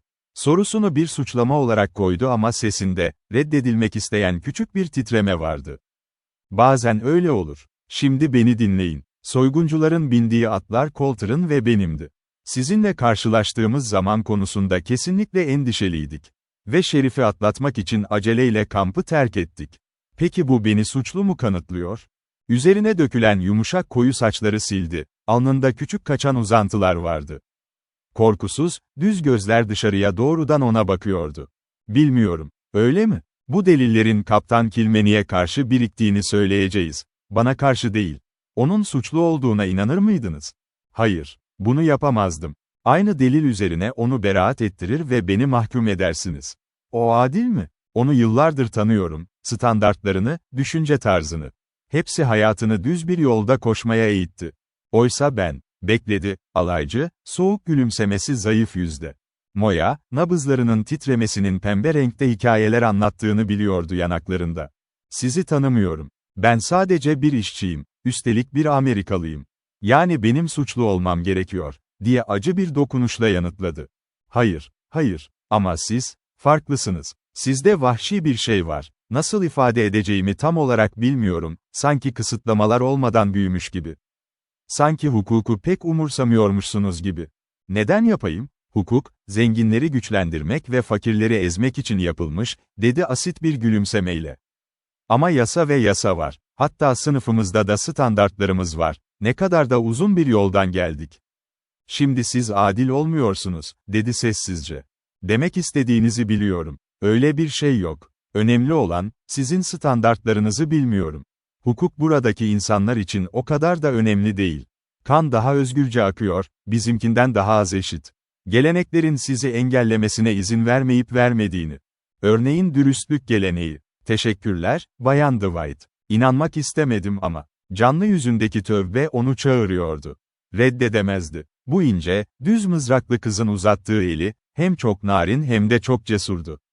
İsteksizce avucunu onunkiyle buluşturdu. Şimdi yapmadığımdan emin misiniz? Oldukça eminim. Kötü yetiştirilmiş olmama rağmen mi? Ah, kötü demedim. Gerçekten. Biliyorsunuz, ben yapmadım. Ve vahşi ve kanunsuz olmama rağmen mi? Değil misiniz? Diye geri döndü kız, kelimelere rağmen gülümsemeyle. Aksi takdirde hissettikleri acı olabilirdi. Gözlerinde neşe taştı, şimdi birçok küçük kırışıklık yayıldı. İyi bir insansınız, komşu. Ama madem öyle olacaksanız, ben de olmak zorundayım. Bence benim dürüstlük standartlarım bile sizinkilerle örtüşmez. Ben sorunların iki tarafı olan sert bir madencilik kampında yaşıyorum. Artık ben oyunu diğer adamın oynadığı gibi oynamak istemiyorum. Ama buna şimdi girmeyeceğiz. Güçlü, berrak gözlüydü. Onu 1000 kişi arasında tanırdı. Büyük günah işlerine yetenekli olabilirdi ama yaptığı şey, gözleri tamamen açık ve doğuştan gelen zayıflıktan değil. Kalbi neşeyle şarkı söylüyordu. Bu suçu nasıl hayal etmiş olabilirdi? Ve şimdi bana oturuyorsunuz, komşu, diye güldü. Sorulmayı beklemedi. Oturdu, terzi tarzında ve beklentiyle kaşlarını hafifçe kıvırarak yukarı kaldırdı. Hareketli yaprakların arasından üzerinde benekli güneş ışığı oynuyor, vurgulu genç çiçek açması. Memnun bir iç çekişle güneşin ısındığı toprak üzerinde kendini uzattı. Bakışı tepelerde yarık bir kılıç gibi geçti. Yakın zamanda indiği genç çam koruları. Ve geldiği tekrar çim üzerinde dik oturan ince İrlandalı kıza döndü. Bazen dünya çok güzel bir dünyadır, komşu, dedi. Ben de öyle düşünüyorum, diye itiraf etti, hafifçe kahkaha yükselerek. Güneş, çamların uçlarını aydınlatıyordu. Öyle ki parlatılmış mızraklar gibi görünüyordu savaş düzeninde. Işınlarını yaralı yamaç üzerine döküyor ve küçük vadiyi parlak bir ihtişamla yıkıyordu. Her zaman bir yerde bulabilirsiniz, dedi derin bir memnuniyetle, eğilip tembelce dirseğine basıyordu. Zamiri'nin öncülünü istemedi. Demek istediği ise onun için belirsiz değildi. Nerede arayacağını biliyorsa, diye yumuşakça ekledi. İşte sorun bu. Küçük günlük dertlerimizle çok meşgul oluyoruz. Bakmayı unutuyoruz. Ama hayatın neşesi her zaman orada, eğer kızgınlığımızı unutup görmek istersek. Evet, gözümüz varsa görürüz. Bana inandığınızı bilmek beni çok teselli ediyor. Kaptan Kilmeni'nin inanmamasına rağmen, diye yavaşça güvence verdi, dalgalanan kahkahasıyla. Ona baksaydı, belirgin renk dalgasını görürdü yanaklarında. Eğer bu bir rahatlama sağlıyorsa, hoş karşılanır. Belki de sizi böyle bir şeyle bağlamanın aptallık olduğunu biliyordu. Ona hayalperest bir bakış attı. Benden çok emin olmayın, komşu. Ben muhtemelen sizi hayal kırıklığına uğratacağım. Birinin doğru olduğunu düşündüğü şey, diğerinin bildiği yanlış. Ben sizin yerinizde olsam, benim için bir sürü hak vermek zorunda kalırdınız. Dostluk bunun için değil mi? Tavizler vermek için değil mi? Bunu zaten öğrendiniz, değil mi? Uzun kirpikli kapaklar kendini savunma için yanaklarına düştü. Hızlı mesajını tahmin ettirip gitmesini isteseydi, dünyalar için isteseydi.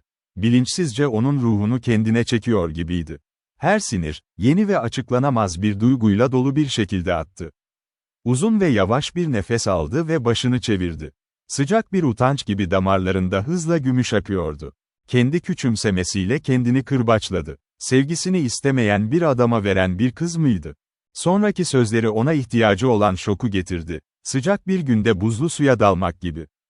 Peki ya arkadaşlarınız, ya Bayan Seldon, bana inandı mı suçlu olduğumda? Kendinden utanç duymadığını tam olarak engelleyemiyordu sesinde. Bunu ona sorsanız iyi olmaz mı, diye önerdi. Konuşmalarına olan ilgisine rağmen, Kilmeni'nin dikkatli gözleri dikkatle gezmişti. Tekrar vadiye çıkan patikaya bakıyordu. Böyle bir niyeti yoktu. Memurlar tarafından yakalanmak. Şimdi ayağa kalktı ve ona elini uzattı. Arkadaşlarınız geliyor. Moya duygularından hızla dünyaya geldi. Başka bir anda, kaçağın yanında duruyordu, bakışları ilerleyen gruba bakıyordu. Kaptan Kilmeni öndeydi ve yoldaşını ilk tanıyan kişi oldu. Sesi bunu göstermedi. Ama şaşırdığı belliydi. Hayır, verin der. Onu gerçekten büyüledim, diyordu. Kırıldı. Zavallı generallik onu kaybetti. Raşa bir atış gibi girdi. Onu ikna ettim. Açık suya soktu. Bana 2 ile 2 gibi görünüyordu bir atış. Bırak. Bay Alabalık kötü bir bağlantı kurar ve yola çıkar büyük bir kütüğün altına. Kıyıdan aşağı hareket etmek yerine, yeterince sarsılmışım onu oradan kandırdım. Lider sert bir şekilde ve Bay Trout güldü bana. O yüksek neşeli sesle Moya hemen uyandı. Büyülenmiş ifadesi yüzünden soldu. Kaç tane, diye seslendi India, ipini kaldırarak. Balık tutmadım, diye yanıtladı Moya, sonra kendini ele verdi. O kesinlikle öğle yemeği zamanı değil mi? Arkadaşlarına doğru bir adım attı, böylece ilk kez Jack Kilmen'i açıkça ortaya çıktı. Hindistan'ın oldukça çekici, bir yüzü, kırmızı dudaklı sessiz bir ıslık. Joyce açık bir eğlenceyle baktı. Verinder ise kast ve saygınlık açısından, sosyal tırmanış konusunda şüpheli birini karşısında görünce, "Tanrı ruhumu korusun," diyecek kadar ağzı açık kalmıştı. Kaptan Kilmen'i, Batılı'ya başını salladı, utanmadan devam ediyordu. "Günaydın, Bay Kram." "Günaydın, ama ismi yanlış anlıyorsunuz, efendim." "Affedersiniz." Kaptanın kaşları sorgulayıcı bir şekilde kaldırıldı. "Kilmen'i," diye düzeltti Amerikalı. Kaptan umursamazca zamana geldi. "Bizimkiyle aynı isim. Acaba bir ihtimalle aynı aileden olabilir miyiz? Archibald Kilmeny ile herhangi bir ilişkiniz var mı? 15 yıl önce Colorado'da ölen." Jack sessizce ona baktı. "Bir oğul. Bu bizi kuzen yapıyor. O, babamın kardeşiydi." Batılı soğukkanlı bir şekilde başını salladı, hiç etkilenmemişti. "Evet."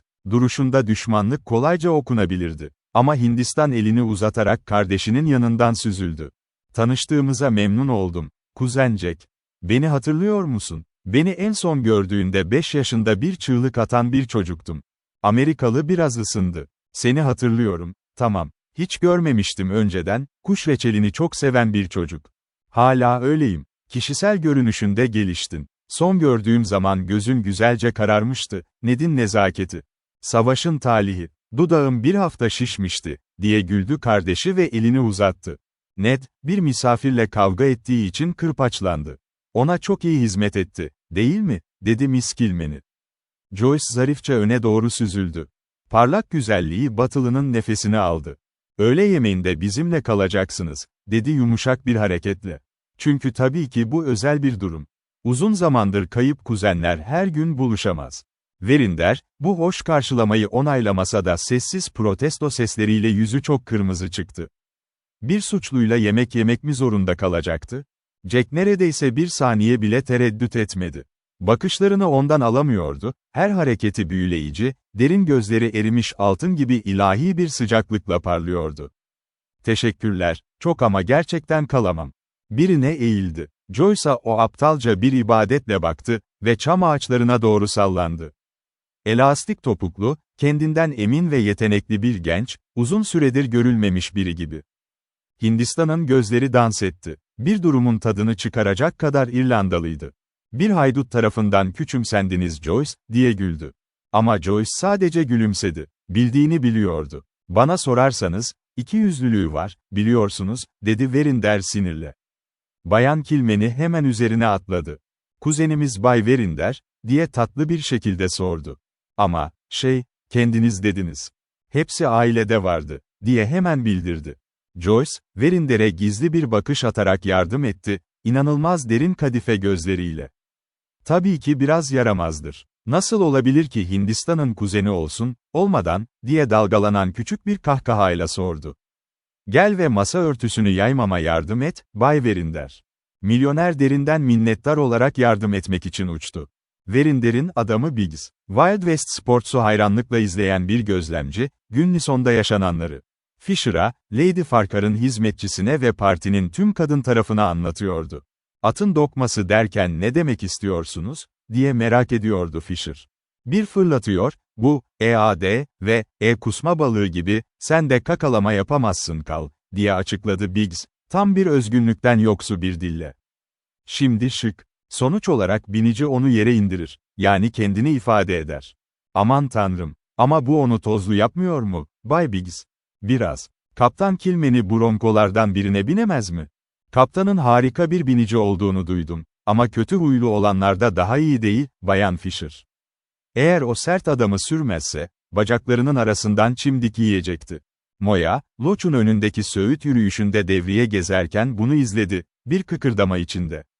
Gece sakindi, sadece nehrin akan suları hariç.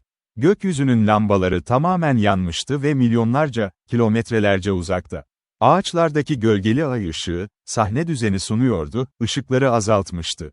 Kızın düşünceleri spekülasyonlara kaymıştı. İlginç kişiliğiyle bu ülke yurttaşı onu derinden etkilemişti. Adam, onun güvenini zorlamıştı ve o da karşılık vermişti bir yeminle. Şüpheli koşulların hiçbirini açıklamamıştı ona karşı. Onu güvenine almamıştı, eğer bu kadar çok kelimeyle masumiyetini ilan etmiş olsaydı. Memnundu anlattığı için hiçbirini, doğal olarak inancını talep etmişti. Bir parça aydı, kanıt olmadan inanabileceği ona olan gurur duyduğunu. Tüm dünya, kanıtlarını gösterdikten sonra suçsuz olduğunu anlayacaktı. O zaman yanında durmak dostluğun bir sınavı olmazdı. Arkasındaki çakılda bir adım sesi duyuldu ve bir kol açıldı, ona izin vererek el dirseğin etrafına geysindi. "Bu dansı sizinle çıkarabilir miyim, Bayan Dwight?" diye sordu Lord Farquhar, resmi olarak, onunla birlikte adım atıyordu. Moya ve koruyucusu ruh akrabasıydı. Hiç buna gerek yoktu birbirlerine kendilerini açıklamak. İkisi de nasıl hayal edileceğini biliyordu. "Benimle yalnız kalmanın skandalından korkmuyor musunuz, refakatçi?" diye hafifçe yanıtladı kız. İç çekti. "Sadece hiç olmayacağından korkuyorum. Mesele yaş cezası, sevgilim. Her türlü ayrıcalığı talep edebilirim. Verinder'i kıskandırıyorum." "Ah, Verinder," diye alaycı bir şekilde güldü.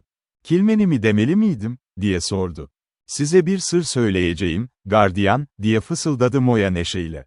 "Siz ikisinden de 100 yaş küçüksünüz. Keşke bardağım bana öyle söylese." Saçmalık, gençlik kalpte. Bay Verinder hiç genç olmadı ve Kaptan Kilmen'i nasıl olacağını unuttu. Sanırım Ned, uygun bir şey olsaydı tekrar öğrenmeye istekli olurdu. Uygun bir öğretmen. Kolunu hafifçe sıktı. "Siz sevgili eski eşleştirme ustası.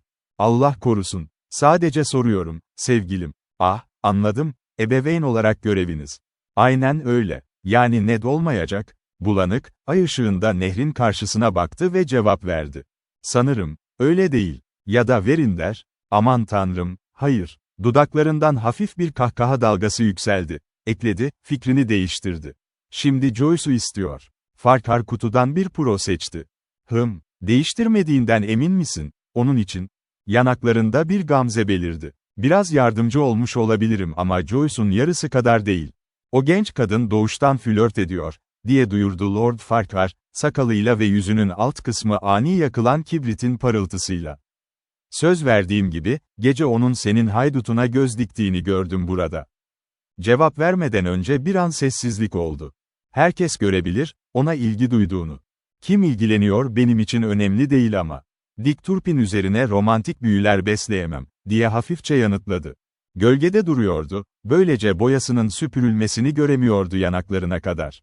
"Korkarım sizi hayal kırıklığına uğratacak. O bir haydut değil, tam olarak." "Size söyledi mi?" "Hayır. Ama biliyorum. Bana göre iyi biri olabilir. Çok havalı biri, salatalık kadar soğuk ve 2 ya da 4 bacakta hiçbir şeyden korkmayan." "Onun Hindistan'ın kuzeni olduğunu unuttunuz." "Hayır, hatırlıyorum. Babası tam bir öfkeli ve, beni tanıştığımda annem kesintisiz bir tay kadar vahşiydi."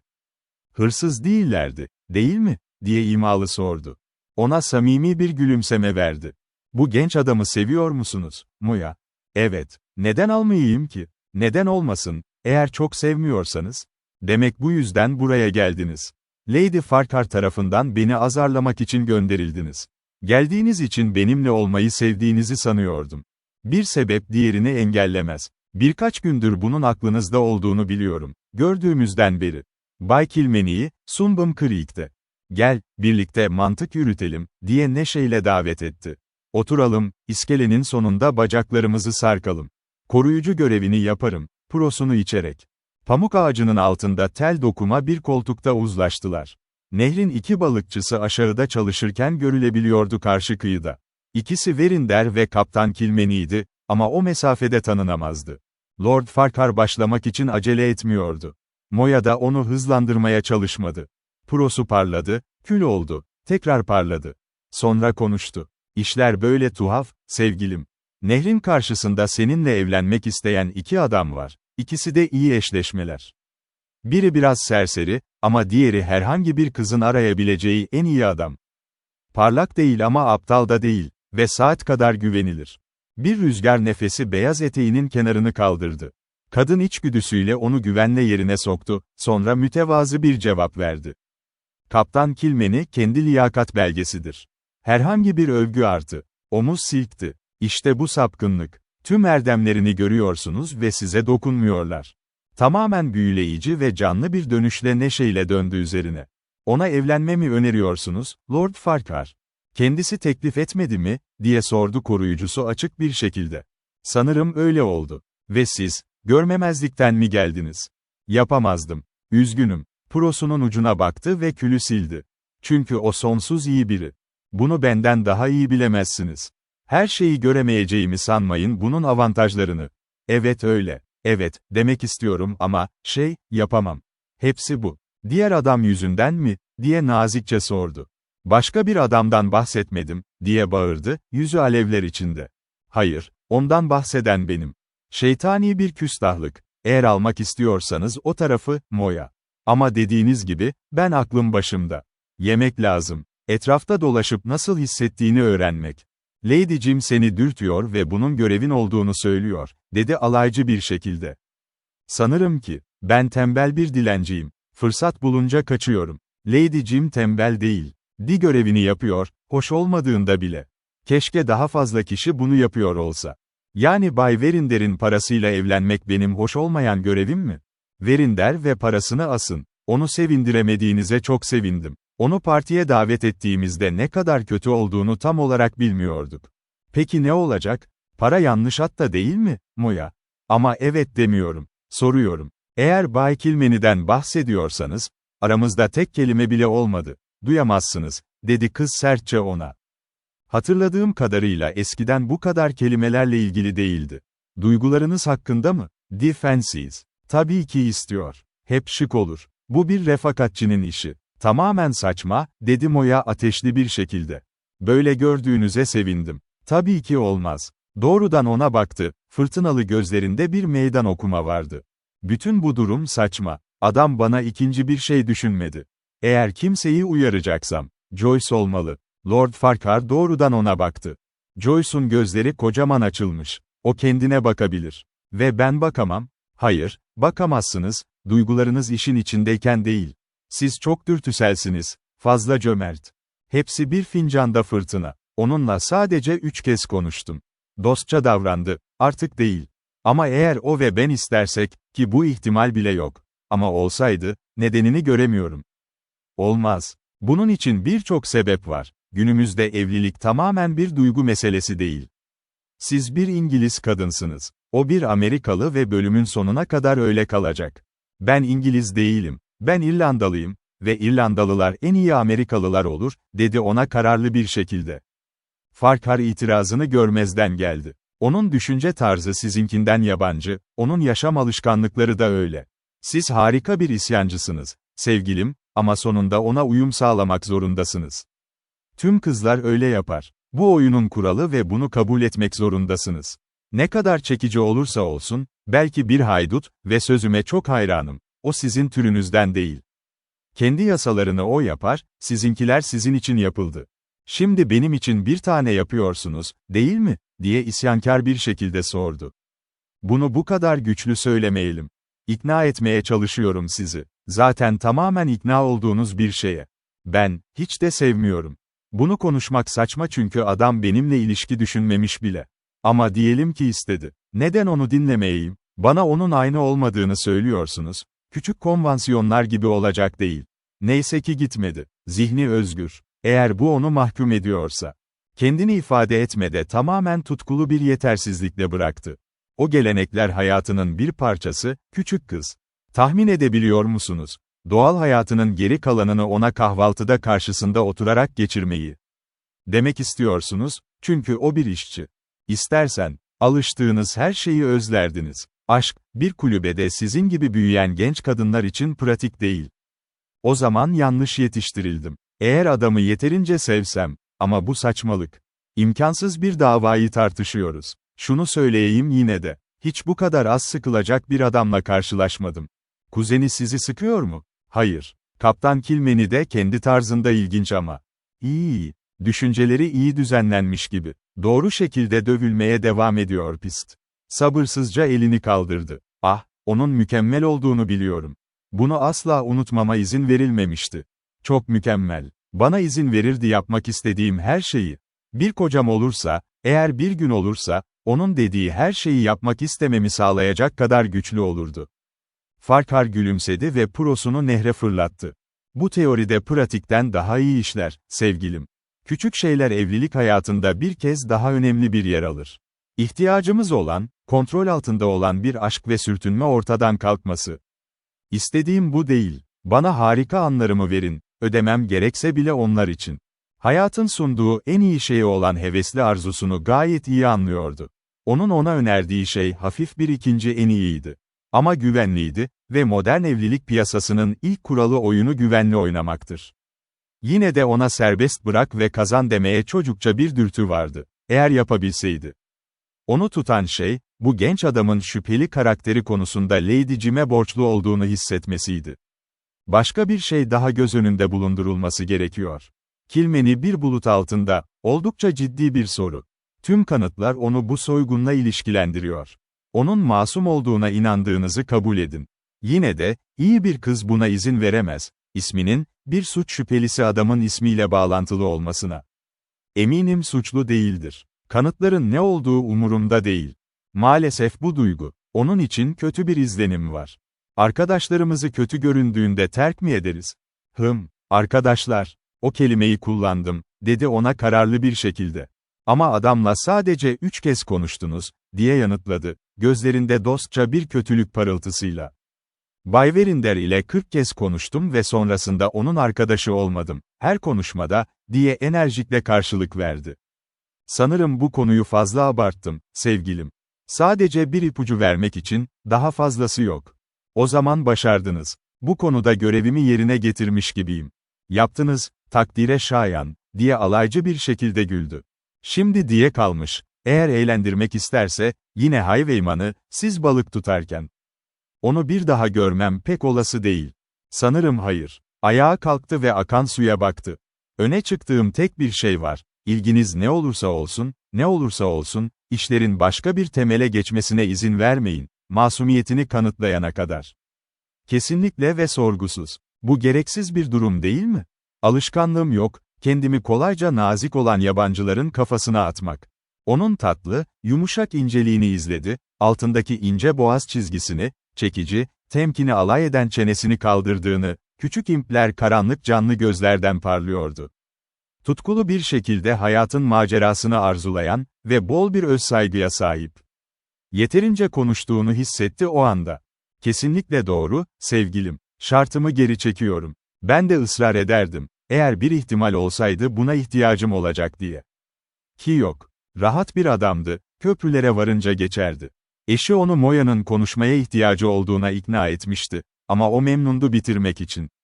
Zaten o serseri, diye güldü. Belki birinde boynunu kırar. O haydutların çok sevdiği at binmede.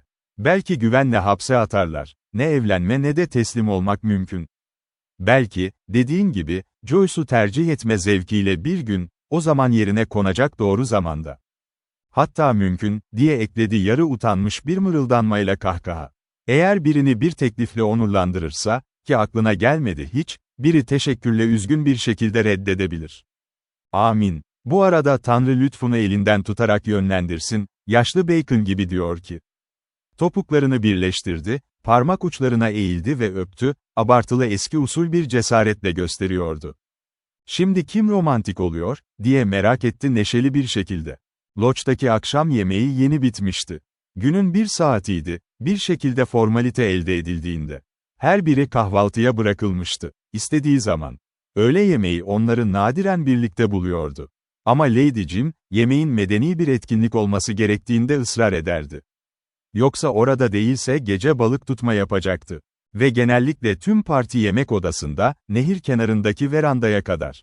Burada üyeler isterlerse yemekten sonra puro veya sigara içebilirdi.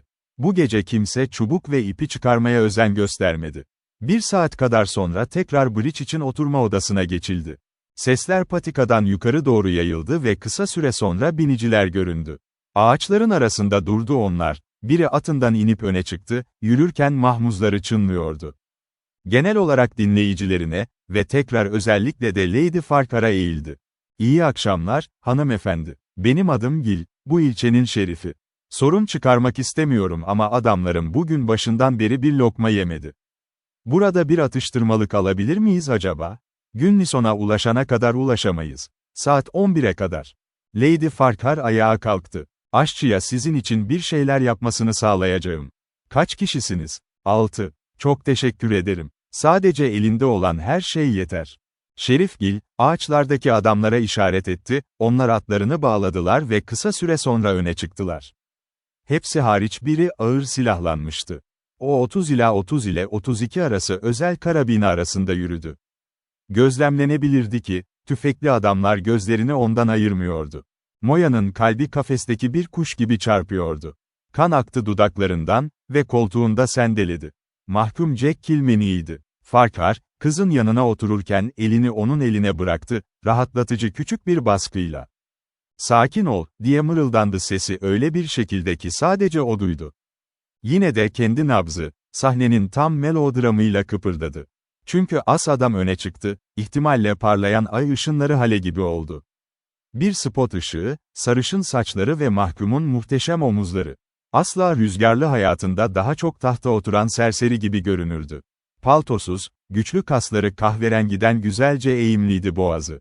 Kaydırıcı yüzünde alaycı bir gülümseme vardı ve o gülümsemeyi görenler onu küstah, gösterişli ya da hayali olarak nitelendirdi. "Aman tanrım, adam doğuştan bir aristokrat," diye düşündü Farquhar, "en demokratik adam." Jack Kilmeny, Farquhar ve kaptana soğuk bir şekilde başını salladı. Verinder'i görmezden geldi ve India'ya samimiyetle gülümsedi. Moya için ise bakışı özel anlamlıydı. Bu ona güvenme görevini yüklüyordu. Bir şekilde aynı zamanda kalbine cesaret katıyordu. "Korkarım ki Şerifgil ile Günlison'da bir nişanım var. Bu gece herhangi bir poker için durma imkanım yok," dedi ev sahibine. Farquhar da aynı ruhla onunla karşılaşmak için oradaydı. Verinder buna sevinecek. "Sanırım çantamda yarın daha bol olur." Biggs, yeni gelen ekibi yönlendiriyormuş gibi göründü. Çünkü onlar onu takip etmeye başladı, mahkum Joyce ile yüz yüze geldi. Joyce evden yeni çıkıyordu. Genç madenciye baktı ve tüfeklere, gözleri büyüdü. Akşamın alçak ışıkları altında, zengin ve yumuşak bir güzellik dalgasında yüzüyormuş gibiydi. Genç adam yakalandı onun saf pagan güzelliğine karşı nefesi. "Nedir?" diye alçak, tatlı, titrek bir sesle sordu. Güvencesi kaçtı. Cesaret anında yüzünden silindi. O hayranlıkla ona sessizce baktı, ta ki ilerleyene dirseğinde ısrarcı bir kolun mahmuzu.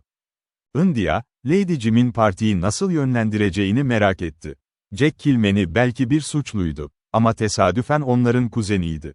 Pek de uygun olmazdı onu hizmetçilerin odasına yemek yemeye göndermek.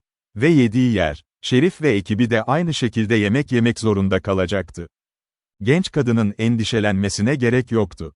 Lady Farquhar biliyordu. Batı ve yöntemleri hakkında hata yapmamak için yeterliydi. Aşağıdaki yiyecekler kısa sürede hazırlanabiliyordu, yemek odasında servis edildi. Yolculuk tozunu kendisinden silen Şerif geri döndü verandadan, bu kadar sorun çıkardığı için bir kez daha özür dilemek.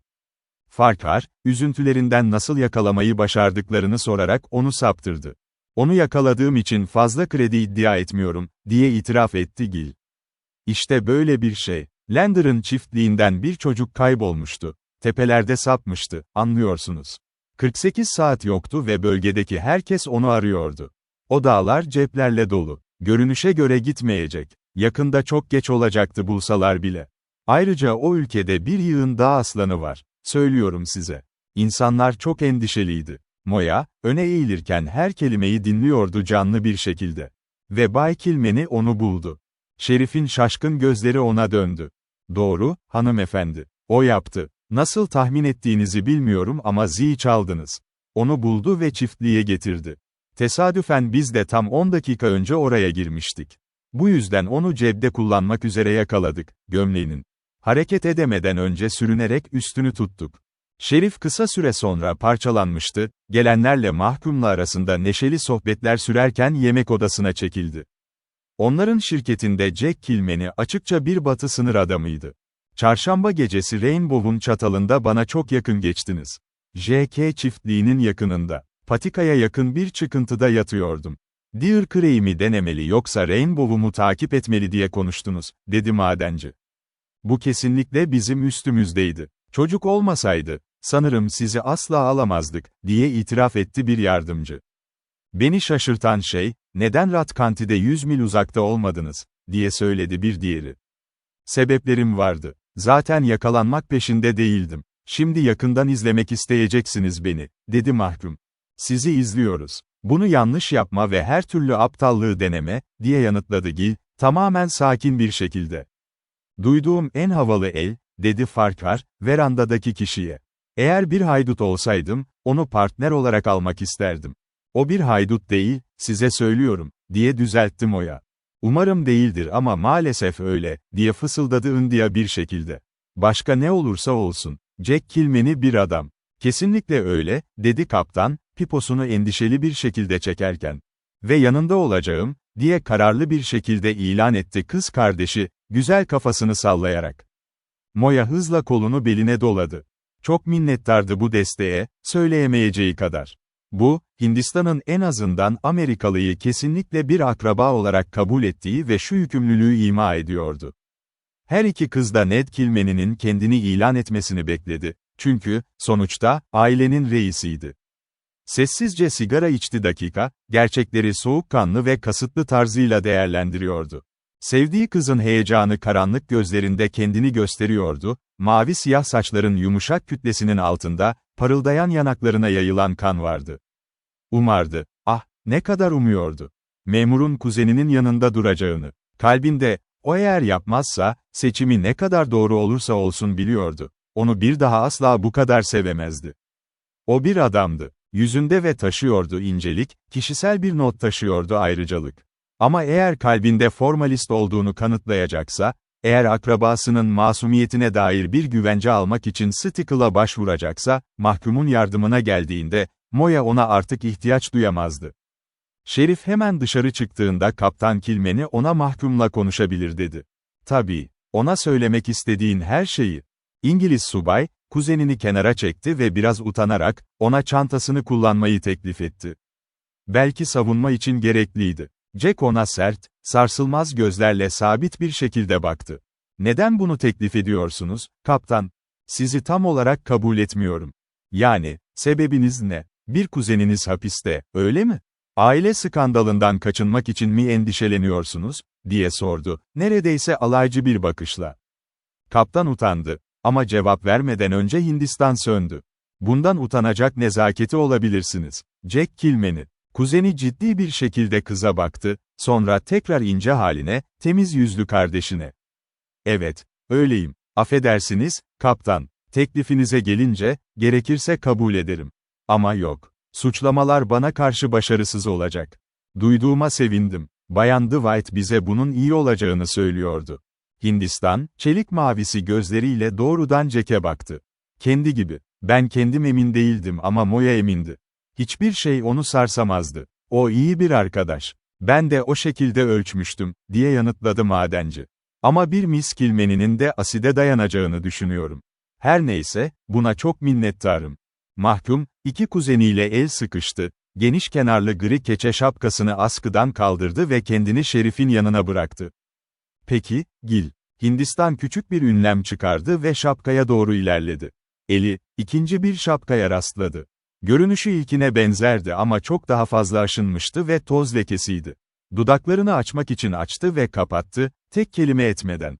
Çünkü gözleri Moya'nın gözleriyle buluşmuştu ve orada okudu, bir uyarı. Jack Kilmeny, Farquhar'a hızlı bir veda gönderdi. Bayan Dwight'a gülümsedi ve muhafızlarıyla birlikte atların bırakıldığı ağaç yığınına doğru ilerledi. Gözleri Joyce'u arıyordu ama o anda Joyce görünürde değildi. Geri çekilen toynakların son hafif vuruşu da kesildi. Garip bir kısıtlama belirdi Lodge'da kalan grup üzerinde. İmkansızdı durumu açıkça tartışmak, ama yine de herkesin düşüncelerinde bir denek olarak yer alıyordu. Kısa bir aradan sonra gruptan teker teker ayrıldılar. Hindistan Moya'yı takip etti ve odasındaki genç kadın. "Ne saklıyorsunuz?" diye hızlıca sordu Bayan Kilmeny. Moya şapka kutusundan gri bir sombrero çıkardı ve masaya koydu. "Senin olmadığını bilmiyordum. Lady Jim olabileceğini düşündüm," diye açıkladı. "Neden Jack Kilmeny'e Ned'in şapkasını aldığını söylemedin, hata?" diye sormak istedi Hindistan. "Çünkü yanlışlıkla değildi." "Yanlışlıkla değil, başka bir adamın şapkasını ne isterdi?" "Bundan emin değilim. Belki de kendi kartını istemiyordu." "Görüyorsunuz, Hatayı ona anlatmaya kendim başlamıştım. Ama gözleri bana sordu, kelimeler kadar açık, konuşmamam gerektiğini. Ama neden? India şapkaya kaşlarını çattı, aktif beyni meşguldü. Ned'in şapkasını istemesi saçma olurdu. Bir sebebi olmalıydı. Yine de. Mahkumları hapse atmadan önce aramıyorlar mı, diye sordu Moya aniden. India başını salladı. Bilmiyorum. Öyle mi? Tabii ki var. Moya'nın gözleri parlamaya başladı. Şimdi diyelim ki, o şapkada onların görmesini istemediği bir şey var. Nasıl demek istiyorsun? India şapkayı aldı ve yavaşça çevirdi. Aşınmış ve biraz kötü durumda. Ama bunu sevmez. Moya çalışma sepetinde bir makas buldu. Bunlarla dış kurdeleyi yırttı. Bu ona hiçbir şey anlatmadı. Sonra içeriği inceledi. Ter yastığının altında katlanmış bir kağıt parçası vardı. Onu sallayarak içeri aldı heyecanla. Size ne demiştim? Ama, eğer masumsa, saklamak istediği ne olabilir ki? Bilmiyorum. Moya kağıdı yeterince açtı, üzerinde yazı olduğunu gördü. Bunu okumamız gerektiğini mi düşünüyorsunuz? Bilmiyorum, diye tekrar etti India. Belki bir mesajdır, sana. Moya'nın yüzü aydınlandı. Tabii ki bu. Bize anlatmak istedi. Diğerleri yokken bir şeyler yapmak, bu yüzden bu yöntemi kullandı. Yırtık kağıt parçasına 3 sıkışık çizgi çizilmişti. Kampın üstündeki iskelede. Büyük kayanın 12 basamak altında. Kıyıdan 3 yard uzakta, topçu torbasında. İki çift şaşkın göz birbirine baktı. Ne anlama gelebilir ki, diye sordu Hindistan. Bilmiyorum, yoksa ne? Bir şey bulmak için bir yön olabilir mi? Ama ne? Ve neden şapkasının içinde saklansın? Üstelik, onu yakalandıktan sonra oraya koyma şansı yok. O zaman belki de bana hiçbir mesaj değil.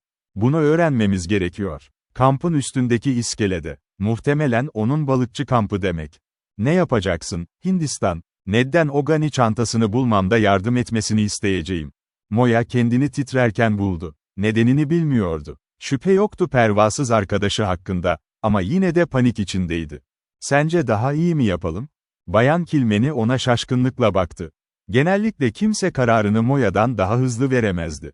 Tabii ki. Başka nasıl anlayabiliriz ki bunu, onun istediği bir şey mi olduğunu, onun için mi yapacağımızı? Ne zaman bakacağız? Ne kadar erken o kadar iyi, bu gece, diye hemen yanıtladı diğer kız. Kampın üstündeki iskele. Buradan çeyrek saat bile uzak değil. Ben ne demek istediğini anlayana kadar uyuyamayacağım. Lady'cim, diye hatırlattı Moya ona. Bilmesine gerek yok. Ned'i alıp balık tutmaya gidersek itiraz edemez. Saatte. Moya saatine baktı. Yakında biriç için toplanacaklar. Hadi gidelim. Akşam yemeğine zamanında dönebiliriz. Balık teçhizatını giy. Ned'i getireceğim, batıda buluşalım çeyrek saat içinde. Belirlenen sürede üçü nehir kıyısından aşağı gizlice uzaklaştı, komplocular kadar sessizce takip ediyordu. Kaptan ise oldukça istekliydi her şeyi boşlamaya, ama paylaştığı için hiç de üzgün değildi. Bu macera onu Moya Dwight ile daha yakın bir ilişkiye taşıyordu. Bu iskele olmalı, dedi India, iri bir gölge belirirken karanlıktan. Merak etme, işte hemen altında büyük bir kaya. Gazetede yazmadı mı, bir kaya hakkında bir şey mi, diye sordu kaptan. Büyük kayanın 12 basamak altında, diyor. Asker mesafeden uzaklaştı. Şimdi ne olacak? Kıyıdan 3 metre uzaklıkta, diye seslendi kız kardeşi. Bir şey olmalı, Ganisek, neyse bu. Korkarım bizi aldatıyor, dedi Kilmeni gülerek ve içeri girerken akıntıya karşı yürüyüş geçişleri vardı. İşte buradayım. Bir sonraki yön nedir? India kıkırdadı. Olayların mizahi tarafını anlayacak kadar İrlandalıydı ve çok ilgilense bile hafif davranmaktan kendini alamıyordu. Şimdi sol omzunuzun üzerinden aya bakın ve dilek dileyin. Kardeşinin yüksek sesi araya girdi. Diyorum ki, ayağım bir şeylere çarptı. Bir dakika bekleyin. Ayaklarını tuttu, bir koluyla aniden suya dalış yaptı ve parmaklarıyla bir şeyi tutunmaya çalıştı. Altta iki kayanın arasında yatıyordu. Tekrar doğruldu çabayla. Yükünü akarak sudan kaldırmaya çalışmadı. Ama onunla birlikte karaya girdi. İki eliyle bulduğu şeyi sürükledi ve yere doğru çekti. Bir torba, diye heyecanla bağırdı Hindistan. Kaptanın gözleri Moya'nın gözleriyle buluştu. Yüzü ciddiydi ama dudakları beyazdı. İkisi de ne bulacaklarından emindi. Aç, dedi gerginle. Kilmeni, cep bıçağıyla çuvalı bağlayan ipi kesti. Çizdi. Ağır bir valizden o kadar dolu ki, boş kalmıştı. Gümüş ve altın paralar da faturalar gibi, ağzına kadar doluydu. Paranın çalındığını bulmuşlardı. Gunnison County Fuar Derneği'nin saymanının parasıydı. Üçü de kalbi hastaydı. O zaman Jack Kilmeny suçluydu. Sonuçta. Şapkadaki mesaj onlar için değildi. Ama sadece noktanın tanımını belirten bir nottu. Kendisi kaptanın şapkasını almıştı, sadece subayların bulmasını istemediği için. Terpedinin altındaki talimatlar. Özünde Moya'ya ve ona yalan söylemişti, onunla omuz omuza durmayı teklif eden kuzenlere. Moya için sonraki saat bir kabustu. Loç'a döndüler ve Fransız penceresinden eve sızarak içeri girdiler, terk edilmiş kuzey verandasından. Kilmeny, hazine torbasını sandığına sakladı ve balıkçılık kıyafetlerini çıkardı. Kısa süre sonra Moya'ya katıldı ve kız kardeşi ön verandada, kısa süre sonra orada Verinder köprüde 4. arıyordu. India, arkadaşının ne kadar sarsılmış olduğunu bilerek, masaya doldurmaya gönüllü oldu ve Verinder'i onunla birlikte oturma odasına yönlendirdi. Milyoner, kendisine karşı bir komplo hissi vardı ve buna kızıyordu, son zamanlarda Moya'dan Joyce'a kayıyordu dikkati. Kaptan Kilmeny, hayalindeki kızla yalnız kalmışken, akıllıca bir şekilde hiçbir şey söylemedi. Kendisi de öfkeliydi, ailesinin gururu acı bir şekilde incinmişti. Kuzeni sadece bir hırsız değil, aynı zamanda yalancıydı. Asker ırkından doğmuş, aile ve ordu gelenekleriyle nesiller boyunca arkasında olan son saldırı, ikisinden de büyüktü. O bayan Dwight'ın hissettiklerini bir şekilde anlıyordu. Kendini böyle bir şekilde bırakmıştı, bu serseri kuzenine büyük ilgi duymuştu. Açıkça davasını savunmuştu. Şimdi duyguları yaralanmış, gururu incinmiş ve öfkesi alev aldı. Adamın ona karşı yaptığı suç bariz olmuştu. Şimdiye kadar kaptan doğru tahmin etmişti. Moya morarık gibi kıpırdandı, orman canlısı. Arkadaşlığı istismar edilmişti. O da basit bir köylü kadın kadar inançlıydı. Oysa kendisi kesinlikle gülmüştü, sürekli ona karşı kolunun içinde.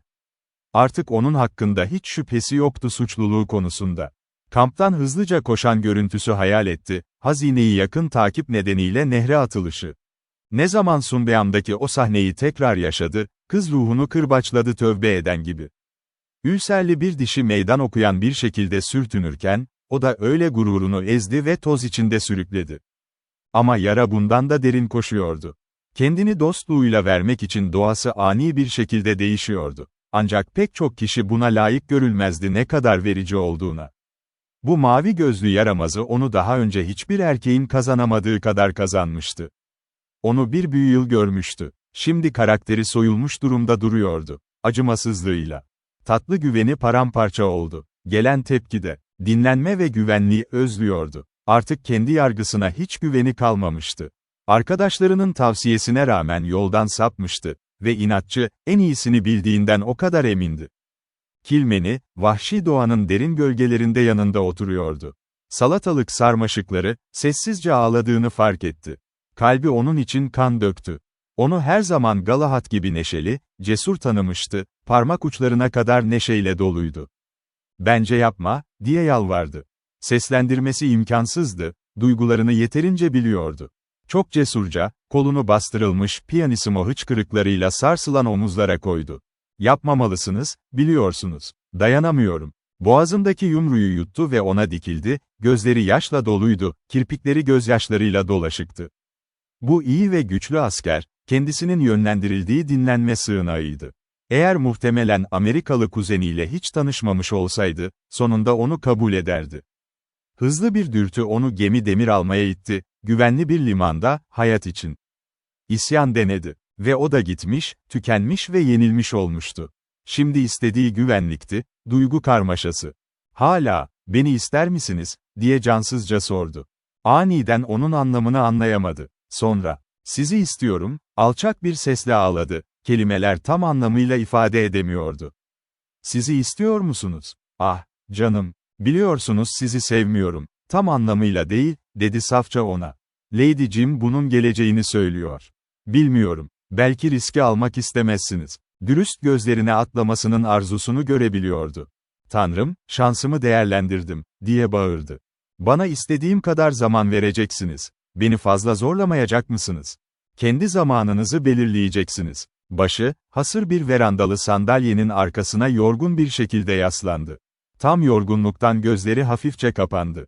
Sevgilisi görebiliyordu, yuvarlak kuş gibi boğazı şişirdi, yumruğu yuttu, toplandı. Ona acıma ve sevgisi içinde sel gibi yükseldi. Onu kollarına sarıp savaşmak için her şeyi verirdi, sorunlarla. Ama hak kazanmasının aylar süreceğini biliyordu bunu yapmak için. Sakıncası var mı? Henüz diğerlerine söylemeliysek? Her şey dediğin gibi olacak, Moya, sevgilim. Tembelce teşekkür ederek başını salladı. İyisin. Sanırım yatmaya gidiyorum. Çok yorgunum. Parmak uçlarını öptü ve o köşeden kayboldu. Eve. Kilmeni tekrar oturdu ve ay ışığı altında olan nehrin karşısına uzun süre baktı. Sevgilisi ona evlenmeye söz vermişti ama ne kadar tuhaf bir şekilde. Bir gün onun kocası olacaktı ama henüz sevgilisi değildi. Güzel bir anlaşma. Hayal gücü başka bir adamı bu role uydurdu ve orada kuzeninin güçlü kahverengi yüzü önünde yükseldi, alaycı gözleri ve umursamaz gülümsemesiyle. Söz verdiği karısı, onu kazanmaktan umutsuzluğa kapılmıştı ve o da sessizce kazanmaya başlamıştı, bir çocuğun annesine yaptığı gibi. Onun içinde hiçbir sevinç yoktu kalbini paylaşmakta. Zavallı çocuk, gözlerinin ne kadar üzgün ve yorgun olduğunu. Verinder, Joyce'un balık tuttuğu nehir kıyısına doğru yürüdü, kıyıyı temkinli bir şekilde. "Buyurun, Bayan Seldon, şabatı bozmuyorsunuz," diye sordu yukarıdaki banktan, ona gülümseyerek bir kabarış denemesi yapıyordu. Omzunun üzerinden ona bir gülümseme attı, tüm cazibesini taşıyan bir gülümseme. Güzel gençlik. Sadece bükülüyorum. Tek bir balık bile yakalamadım. Bükülüyor. Ah, bence bu oldukça keskin bir şey, biliyorsunuz. Altın başını salladı. Teşekkürler. Oyuncu seçimi berbat bir sıkıcı. İnsan balıkçısı olmalı, dedi ona aptallıkla. Eğer emin olsam, yakalayamazdım. Ama eğer ben olsaydım, ne yapardım onunla? Onunla ne yap? Neden? Kimi yakaladığınıza bağlı. Eğer küçük ölçülüyse, kroşunu çöz nazikçe ve tekrar nehre at. Ne? Yan tarafa parlayan o eşcinsel gülümseme bir meydan okuma gibiydi. Ama öyle değil bana söylendiğine göre, onları çözmek her zaman çok kolay. İstemezse hayır. Bana flört yaptığımı mı söylüyorsunuz, diye Şüpheyl söyledi. Bu konuda zaten bilmediğiniz bir şey söyleyemem. Sinirlenmek istiyorum, diye geri attı, gülerek. Bunu yapma, yardımcı olursa sana birçok güzel şey söyleyebilirim. Kendinizi düşünün. Aman tanrım, evet. Joyce ona hızlı bir bakış attı ve onun neredeyse duygusal bir şekilde büyüdüğünü gördü. Bu asla olmamalıydı. Kartlarda da vardı ki Dobyans Verinder ile evlenmek zorunda kalabilirdi. Ama onun bunu sevgisiyle yapmasını istemiyordu. Lütfen zahmeti çekme. Gerçekten bir an meselesi. Genç kadın bir alçı daha yaptı. Seninle. Kendimi düşünüyordum. Genelde öylesindir, değil mi? Şaşkın bir eğlenceyle başını kaldırdı. Öfke onu cesur yapmıştı. Bu onun içinden çıkardığı ilk ruh kıvılcımıydı ve öyle yaptı onu birçok ruh halinin kurbanı. Ama en ilginç kişiyi düşündüğün için seni suçlamıyorum. Ben de seni çok düşünüyorum. Gerçekten harikasın, biliyorsun. Joyce ruhen inledi. Bu tür şeyleri zarifçe yapıyordu, ayı dans ettirircesine. Dikkat dağıtmak için ipini geri çekti ve alçı yaptı, böylece sinek kulağına yaklaştı. Bence biraz dikkatli olun, diye önerdi Verinder. Ah, sizi yakaladım mı, diye umursamazca sordu. Haftalardır sizin hattınızdayım. Fısıldasan iyi olur. Moya duyabilir, diye alaycı bir şekilde öğütledi. Verinder kızardı. Dikkatinin transferi hala bir yaraydı onunla konu var, umarım genel olarak anlaşılırdı ki Miss Dwight'ı kendi isteğiyle bıraktı. Dışarı çıkmasını istemiyordu, terk edilmişti. Tüm dünya bunu duymaya hoş gelsiniz. Bence küstahsınız, diye güldü güzel olan. Biliyorum, akılsızım. Ah, liderini dikkatlice Riffle'lara bıraktı. Sizi bu mahallede tutan bir yasa yok, biliyorsunuz. Bir kez Hindistan'ı deneyin. Alabalığı tutacak bir şey yok, kanca hariç. Gülümsemesi tembel ama samimi bir alaycı ifade taşıyordu. Büyük bir yazık siz. Böyle hissetmenize çok sevindim. Bir şair, acımanın aşk olduğunu söyler. Bence uzun bir yürüyüşe çıkmanız size iyi gelir, Bay Verinder. Bayan Seldon ile mi, diye temkinli bir şekilde öğrenmek istedi. Yalnız, dedi sertçe, dinlenme olurdu. Benim için bir dinlenme, yoksa sizin için mi? Gamzeler tekrar yumuşak yanaklarına parladı. İkimiz için de, belki. Teşekkürler. Burada oldukça neşeli. Ellerini pantolonunun ceplerinde tutarak bir ağaca yaslandı. Umarım beğenirsiniz. Moya'yı bulacağım. Bayan Seldon sallandı, çubuğunu ağaca dayadı ve Lissom zarafetiyle yürüdü. Verinder uyandı. Ben de geliyorum. İkinci kez düşündüğümde gerçekten bir yürüyüşe ihtiyacım olduğunu fark ettim. Omzunun üzerinden ona alaycı bir şekilde baktı. Gelebilirsiniz. Ama seninle konuşulmadan konuşmayacağım. Bitti. Aman tanrım. Sessizce bir taş atımı kadar ilerlediler. Bayan Dwight hep tek başına gider. Bana biraz yanlış geliyor onun beslemesi, diye önerdi Verinder. Joyce eğlendi. Bunu isteyen bir adam için, sadece bir kızın olduğunu anladı. Onun için önemli olan dünyada hala epey bir şey alıyor gibiydi. Moya'ya olan ilgisi. Rüya gibi ve, depresif görünüyor. Ne, diye devam etti. Belki de aşıktır, diye kendini kötü bir şekilde önerdi. Bunu düşündüm ama söz ver. Bir adam aklıma gelmiyor. Neden Bay Verinder olmasın? Gözlüğü ona süzerek oynanmadığından emin oldu. Ama güzel yüz çok masumdu. Olamaz, diye geleneksel bir inkar ile karşı çıktı. O zaman Kaptan Kilmeny. Pek değil. Bence tam olarak onun tarzı bir adam değil. Belki kuzeni, haydutla birlikte. Aman tanrım, hayır. Dehşet içinde şüphe dolu bir ifade aldı. Düşünmüyorsunuz. Kesinlikle öyle olamazdı. Ah, umarım Lord Farquhar değildir. Ağzı açık monoklunun üzerinden ona baktı, sonra kahkaha yüzüne yayılırken onun ikna olduğunu fark etti. Ah, bak, harika bir şey vardı. Lord Farquhar, Allah aşkına. Ama onun kahkahaları sönük kaldı. Onların böyle olduğunu görmek onu her zaman sinirlendiriyordu, aldatmak gibi. Bu tür canavar tuzaklara düşmekten hoşlanmıyordu, kızlar hep onun için yatıyordu. Şimdi Moya var ve yanında bir adam var, diye duyurdu Joyce. Aman tanrım, bu haydut. Verinder nefesini tuttu. Ama kesin olarak Jack Kilmeny henüz yanında değildi, çünkü hala onun varlığından habersizdi. Moya yosun üzerinde oturuyordu elinde bir dergiyle, ama okuyamıyordu. Görünüşüne bakılırsa, hayal ediyordu belki de. Belki de hareket eden adamı sessizce baldırların üzerinden ona doğru geliyordu. Onu duymadan önce yanına geldi. Etrafına baktı ve küçük bir çığlıkla ayağa kalktı, eli hızla üzerine atan kalbine. Joyce daha fazlasını görmek için bekledi. Bizim işimiz değil, diye ilan etti Verinder'e, umursamadan merakı ya da kendi merakı onu sahadan çıkardı. Sen, diye bağırdı Moya. Kilmeny eğildi. Kötü kuruş yine ortaya çıktı, Bayan Dwight. Karanlık gözlerinde ona karşı bir küçümseme parladı. Dik ve sert duruyordu ama kendine rağmen hızlı nefes alıyordu. Sözünüzü unuttunuz. Yine inancınızı kaybettiniz, diye daldı. Onun küstahlığı küçümseme öfkesi uyandırdı. Artık sizi tanıyorum, efendim, diye ince bir küçümsemeyle söyledi. Ve bana inanacağınıza söz verdiniz. Bunu sessizce söyledi. Sadece sesinin hüzünlü alaycılığında bir acı dokunuşuyla. Gözlerinde ilk şaşkın şüphe belirdi. Sanki mermer bir heykele yaşam nabzını üfledi. Onu canlı tanımıştı, şarkı söyleyen bir tavuk gibi, ateş ve çiğden oluşan zarif bir yaratık. Şimdi ise ayağa kalkmıştı, umudun eşiğinde bir halde. Suçluluğunuzu sizden duyduğumda nasıl inanamayayım? Ne hakkınız var sormak için? Yani kağıdı şapkada buldunuz, değil mi? Evet. Bu sefer suçluluğumdan emin misiniz? Bunu neredeyse alaycı bir şekilde söyledi ama hiçbir şey yeniden canlanan bu ifadeyi ezmedi. Kalbinde parıltı. Tehlikeli ve duygusal doruk noktasına karşı, büyüyerek ona karşı iradesini boşa koydu.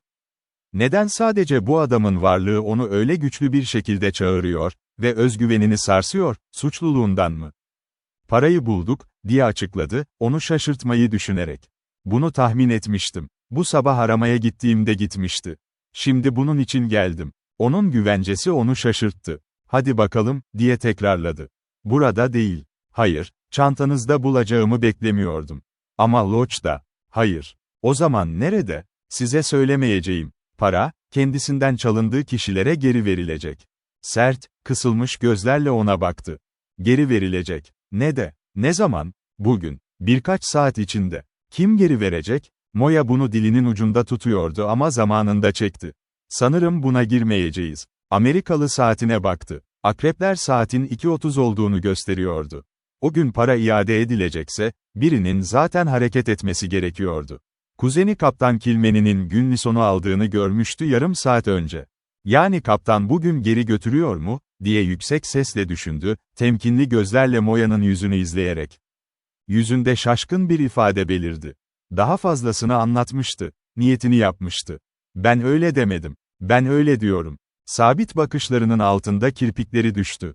Başını salladı, doğru tahmin ettiğini anladı. Seninle konuşmayı ve bazı şeyleri düzeltmeyi planlamıştım, diye devam etti. Ama şimdi zamanım olmadığını fark ediyorum. Bunu erteleyeceğiz, yarın, sabah saat 10'da burada buluşuruz. Hayır, dedi ona. Umut dalgası içinde azalmıştı. Açıklama fırsatı verildiğinde, aleyhine kanıt varsa, ne yaptıklarını öğrenmek daha çok önem taşıyordu. Çalınan parayla birlikte, iyi adını kurtaracak zamanı yoktu. Sabah 10, unutmayın, önemli, sizi yalnız görmek istiyorum. Zamanında gelemezsem beni bekleyin. Bu onun son sözü oldu. Eğildi, neredeyse koşarak arkasını döndü ve küçük söğüt ağaçlarının arasında kayboldu. Kısa süre sonra bir dört nala koşma sesi duydu. Bir dakika sonra Red Rock Canon'un üzerinde kaybolduğunu gördü. Günlison'a giden kesik yolu takip ediyordu. Onu bu kadar aniden götüren şeyin sebebini merak etti. Durmayı düşünmüştü, sonra fikrini değiştirdi. Sakin bir şekilde ona burada buluşması gerektiğini söylemişti. Yarın. Ve eğer geç kalırsa beklemek zorundaydı. Küstahlığı inancı sarsmaya yetiyordu. Ona bunu gösterecekti. Onu görmek istiyorsa Loç'a gelmeli ve Lady Jim ile yüzleşmeliydi. Yine de onu görmeyecekti. Neden görürsün ki? O olduğu gibiydi neydi? Ah, ama işte işin özü buydu. Ona bakmak, kusurları ne olursa olsun, bunların iğrenç olmadığını hissediyordu. Evet, canlıydı, çok canlıydı. Ve onun görünüşü dürüst olan şeydi. Adam yapmalıydı. Masumiyetini kanıtlayıp serbest bırakılmış mıydı? Ya da hapishaneden kaçmıştı mı, ki bu onun oldukça yetenekli olduğu bir alternatif. Ve, suçlu ya da masum. Onun olağanüstü olmasının açıklaması ne olabilirdi? Çalınan parayı ona vermesini mi talep ediyor? Onu aptal ve saatlerce kendi üzerine düşünmüş halde bulmuştu suçluluğu. En azından sorgulamalarla onu hızlıca bıraktı. Yine tahmin etti bir gizemin ipucunu. Akıldan daha derin bir şey ona şöyle söylüyordu ki, onu çözmek onun kötü adam olmadığını kanıtlayacaktı. Tek bir acil görev onu karşıya aldı. Lady'ye itiraf etmeliydi Farquhar, onunla tekrar tanışıp konuştuğunu söyledi. Muhtemelen onu azarlayacaktı, ama bu onun karakteristikliğiydi. Cezaya doğru yürüyüp işi bitirmeyi tercih etmek. Şüphesiz bu etkileyici şakacı konusunda çok özgürdü. Kendi kuralları, yürümesi gereken düz ve dar bir yol önerdi. Açık çitlerin ötesinde çiçekler açabilir ama. Bu oyunlarda onun için hiç flört yoktu. Sadece tanıdığı insanları tanıyacaktı, şifreyi, sadece kesilip eğitilenler. Bireylik bıraktı. Doğduğundan beri bir asiydi. Ama iktidarsız. Her isyan ipek zincirlere boyun eğerek sona erdi çevresinin için. Ne kadar endişelense de, yine de o kadar da Lady Jim'in kanaryasını kafese kapatan bir yaratıktı. Jack genç kızıl ağaçların arasından atına doğru yürüdü, eğerine sallandı, üzengiye dokunmadan hemen hızla yola çıktı. O hızlı sürdü, açıkça belirli bir hedefe ulaşmak için. Yol engebeli ve kayalıktı ama o onu pervasızca kullandı. Sağlam ayaklı Broncos'u dik yokuşlardan kedi gibi tırmanıyordu ve toz bulutları içinde gevşek enkaz yamaçlarından aşağı kayıyordu. İçinde ve dışarıda kıvrılarak, vadilerden ve geçitlerden geçerek, her zaman mümkün olduğunca neredeyse tam bir çizgide. 1 saatlik hızlı yolculuk onu Günlis'in yoluna götürdü. Zemin inceledi ve tozlu yol yatağını inceledi.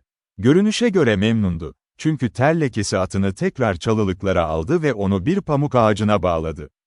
Eğer'in yanındaki kılıfından bir tüfek çıkardı. Geri döndü kendi adımlarını takip ederek ve kalın çalılıklar arasında dikkatle bir yer seçti. Yol kenarı. Cep bıçağıyla bandanada göz delikleri açtı, boynunda olan mendili ve yüzünü tamamen gizleyecek şekilde bağladı. Sonra dikkatlice tüfekten içindeki tüm fişekleri boşalttı ve cebine koydu. Bu hazırlıkları yaptıktan sonra oturdu ve bekledi. Çok erken kısa süre sonra tekerleklerin gürültüsü duyuldu. Kısa süre sonra tek atlı bir tuzak belirdi. Yolun kıvrımından. Sürücü kaptan Kilmeni'ydi. Jack sessizce ayağa kalktı ve tüfeğinin namlusunu çalıların üstüne dayadı. Yola 6 feet mesafedeydi. Kuzeni neredeyse yanında duruyordu. Ellerini kaldır. Kaptan bir anda neyle karşı karşıya olduğunu anladı. Maskeli bir adam, elindeki tüfek, sadece bir şey ifade edebilirdi. Ned Kilmeny aptal değildi. Ne zaman savaşacağını, ne zaman teslim olacağını biliyordu. Ellerini kaldırdı. O tüfeği yola at, ellerinle değil, ayağınla. İngiliz söyleneni yaptı. Hiç soru sormadı ve yorum yapmadı. Yanındaki çantayı bırak. Subay yine emirlere uydu. Konuşmadan, dönmüş gibi yaptı. Burada geri dönmek için yer var. Loç için harekete geç. Yüzleştikten sonra Ned Kilmany'nin söyleyecek tek kelimesi vardı. Gitmeden önce. Kim olduğunuzu biliyorum ve türünüzün tek bir adı var. Siz tam bir çürüksünüz. At yarışını yapan fikir ayrılığıdır, kaptan, diye yanıtladı maskeli adam. Hemen geldi. Ned Kilmany, Loç'a geri dönerken kalbi hastaydı. Temiz, dürüst beyefendilerden oluşan bir aileden geliyordu. Çoğu askerdi. Ara sıra biri, bu genç kuzeni gibi, şeytana gitmişti bitti. Ama bu olayda öyle aşağılayıcı bir şey vardı ki gururunu incitmişti. Hırsızlık ise en kötü şey değildi. Madenci ona olan inançlarını kullanmıştı. Onlara yalan söylemiş. Bir sahte yapmıştı ona yardım etme tekliflerini paylaştırmak için. Hatta nezaket unsurları bile, görünüşe göre ondan eksik görünüyordu. Hindistan ve Moya, kaptan geldiğinde verandadaydı. Bir bakış, kasvetli yüzünde bir şeylerin ters gittiğini söylüyordu. Beklendim, dedi basitçe. Bekledi. Elimin ulaşabileceği bir tüfekle sürekli soyuldu. Ama, nasıl, diye nefes aldı India. Dudakları beyaz olan Moya hiçbir şey söylemedi. Gerçeğin ön sezi kalbinde buz gibi sıkıca tutunmuştu. Maskeli bir adam beni durdurdu. Tam 3 mil boyunca bir virajdan dönerken Günlison'dan. Parayla birlikte çantayı atmamı emretti. Ben de söyleneni yaptım. Sizi silahla mı örttü, diye sordu India. Tüfekle, evet. Onu tanıdınız mı? Moya'nın boğazı kurumaktaydı ve sorusu neredeyse fısıltıyla geldi. Kaptanın gözleri onunla sabit bir şekilde buluştu. Çalılıkların içinde kaldı. Öyle ki bedenini iyi göremedim. Maskeliydi. Ama kim olduğunu biliyorsunuz. Söyleyin bana. Ned Kilmany, soyguncunun kimliğinden ahlaki olarak emindi. Sese neredeyse yemin edebilirdi. Ve kesinlikle içinde iki adam yoktu. Böyle özgür ve cesurca bir başlık duruşuyla o ülkede. Adamın önünde yemin edemem. Kuzeninizdi. Moya'nın dudakları solgundu. Memur tereddüt etti. Adamın kim olduğunu söylemeye hazır değilim. Boğazındaki nabız hızla atıyordu. Elini bir sandalyenin kolunu tutuyordu. O kadar sıkı ki eklemleri beyaz ve kansız görünüyordu. Siz daha iyi biliyorsunuz. Jack Kilmany'ydi, diye sordu. Size sadece kendi fikrimi söyleyebilirim, diye ısrar etti. Ve ben her şeyi biliyorum. Moya itirafıyla uyum sağladı, hemen ve korkusuzca. O bendim, onu size gönderen bendim. Sizi ona ihanet eden bendim. India, dudaklarını sessiz bir ıslıkla çaldı. Kardeşini tutamadı. Kahverengi yüzünden hissettiği hayranlık akıyordu. Böyle görünmenize şaşmıyorum, diye başını salladı Moya, yutkunarak sıkıntıyı. Benim kendim hakkında düşündüğümden daha kötü düşünemezsiniz. Saçmalık. Ona bir sebebiniz olduğunu söyleseydiniz. Neydi o, diye sordu Hindistan, biraz keskin. Beni haklı çıkaracak bir sebep yok. Beni şaşırttı. Gelmeye gelmişti. Çalınan parayı ve onu fuar birliğine geri vereceğimizi söyledim. Geri kalanını tahmin etti. Neredeyse hemen ayrıldı. Onun kanon yolu Günlison için. Hiç suçlu değilsiniz, dedi kaptan ona güvence vererek, pişmanlık dolu bir gülümsemeyle. Sizi beni şaşırttığı kadar şaşırtmadı. Ben tüfeğe uzanmaya vakit bulamadım. Hindistan'ın İrlandalı gözleri küçümseme dolu bir öfkeyle parlıyordu. Ned'in ifadesinin aynısını kullandı. Tam bir pislik olmalı. Ned'in onun için teklif ettiklerinden sonra, onu soymayı düşünecek. Artık bitti. Onu. Kardeşi hiçbir şey söylemedi ama kalbinde kabul etti. Hiçbir şey yoktu. Bu kadar uzak bir nezaket duygusu olan bir adam için yapılacak. Moya da sessiz kaldı. Kalbi buna karşı küçümsemeyle doluydu. Hepsine bu öfkeyi getiren yakışıklı serseri için. Zaten yeterince kötüydü hırsız olmak için. Ama buna aldatma, yalan ve iğrenç bir nankörlük eklemişti. Kızın küçümsemesi de kendini korumadı. Hiçbir uyarı yok, ne de tavsiye, ki Lady Jim her ikisini de kaybetmişti. Açamayı başaramamıştı, gözlerini Batılı'ya bakıyordu. Onun üzerinde aptalca davranmıştı, okul kızı olarak bir matine idolü konusunda. Kırbaçlamak zorunda kalacaktı gecenin birçok uykusuz saati boyunca yaptığı aptallık için, kesinlik. Bu arada kendisinden beklenen kısmı yaptı. Akşam yemeğinde sohbet topunu her zamanki gibi ustaca ileri geri fırlattı ve sonrasında alışılmış olduğu bridge oyununu oynadı. Neyse ki, Kilmeny onun ortağıydı. Bazen düşünceleri dolaştığında oyun acı çekti. Ama kaptan hatalarını açıklamadan örtbas etti. Neredeyse gösterdiği nazik ilgiyle onu sevdim. Neden o, bu kadar inatçı olmalıydı? Neden kalbini buna veremiyordu? Cesur bir beyefendi, onun pervasız genç alçak yerine, neredeyse hiç bilmiyordu onu. Parti dağılmadan önce, ertesi sabah için bir yolculuk ayarlandı. Devil's Sly'da, birkaç mil uzaktaki büyük bir kaya parçasına. Gençler erken kahvaltı yapıp güneş sıcak olmadan başlayacaktı. Bu nedenle açık artırmadaki oturum kısa sürdü. Ama Moya gece yarısından önce odasına vardı. Ama gündüz zorlanmaya başlamıştı ve sorunlu bir uykuya dalmıştı. Atladı uzun saatler boyunca ve geçen her sahneyi tekrar yaşadı, onun ve Jack Kilmeny arasında. Her şey sona ermişti. Onu asla göremeyecekti yine. Diğerleriyle birlikte şeytanın kaydırağına gidecekti ve o, gelmesini ayarladığı randevuya gelmemiş bulunacaktı. O gidecekti, uzaklaşacaktı ve ertesi gün partisiyle birlikte ayrılacaktı. Big Bend madencilik bölgesine, burada Verinder ve Lord Farquhar yoğun şekilde bazı büyük altın üreticilerine ilgi duyuyordu. Hayatının o bölümü kapansın, kendine bunun en iyisi olduğunu söyledi. Bir erkeğe olan sevgisi bu mühürü ona mutluluk getiremezdi. Üstelik bir kaptan Kilmeny'ye nişanlanma konusunda geri dönülmez bir adım. Tamam, ve tekrar kendini toplayan argümanları ele aldı, yıllarca onu kazanmayı bekleyen sadık sevgilinin lehine güçlü bir şekilde destek olmuştu. Bir gün seçtiği yoldan memnun olacaktı. İkna etti kendini, sıcak yastıklara hafifçe hıçkırarak ağladı. Fisher onu erken kahvaltı için giyinmesi için uyandırdığında, Moya diğerlerine katılmak konusunda çok isteksizdi. Gülmek ve konuşmak zorundaydı ve eğlenecekti ve tüm bu süre boyunca mutsuz olacaktı. O bugün Verinder'e çığlık atmadan dayanması imkansızdı. Fiziksel bir halsizlik uzuvlarını ağırlaştırıyordu. Sonunda yatağa döndü ve Hindistan'ı çağırdı. "Kendimi formda hissetmiyorum, canım. Sakıncası var mı izin almam?" diye sordu solgun bir gülümsemeyle. Arkadaşı, büyük derin gözlerle dikkatle inceledi. "Yorgunluk. Göz kırptığını hiç unuttuğuna inanmıyorum, Moya. Tabii ki gitmene gerek yok. Seninle kalayım mı? Gitmek umurumda değil. Ben Dobyans Verinder'den bıkmak istiyorum." Ama Moya bunu kabul etmedi.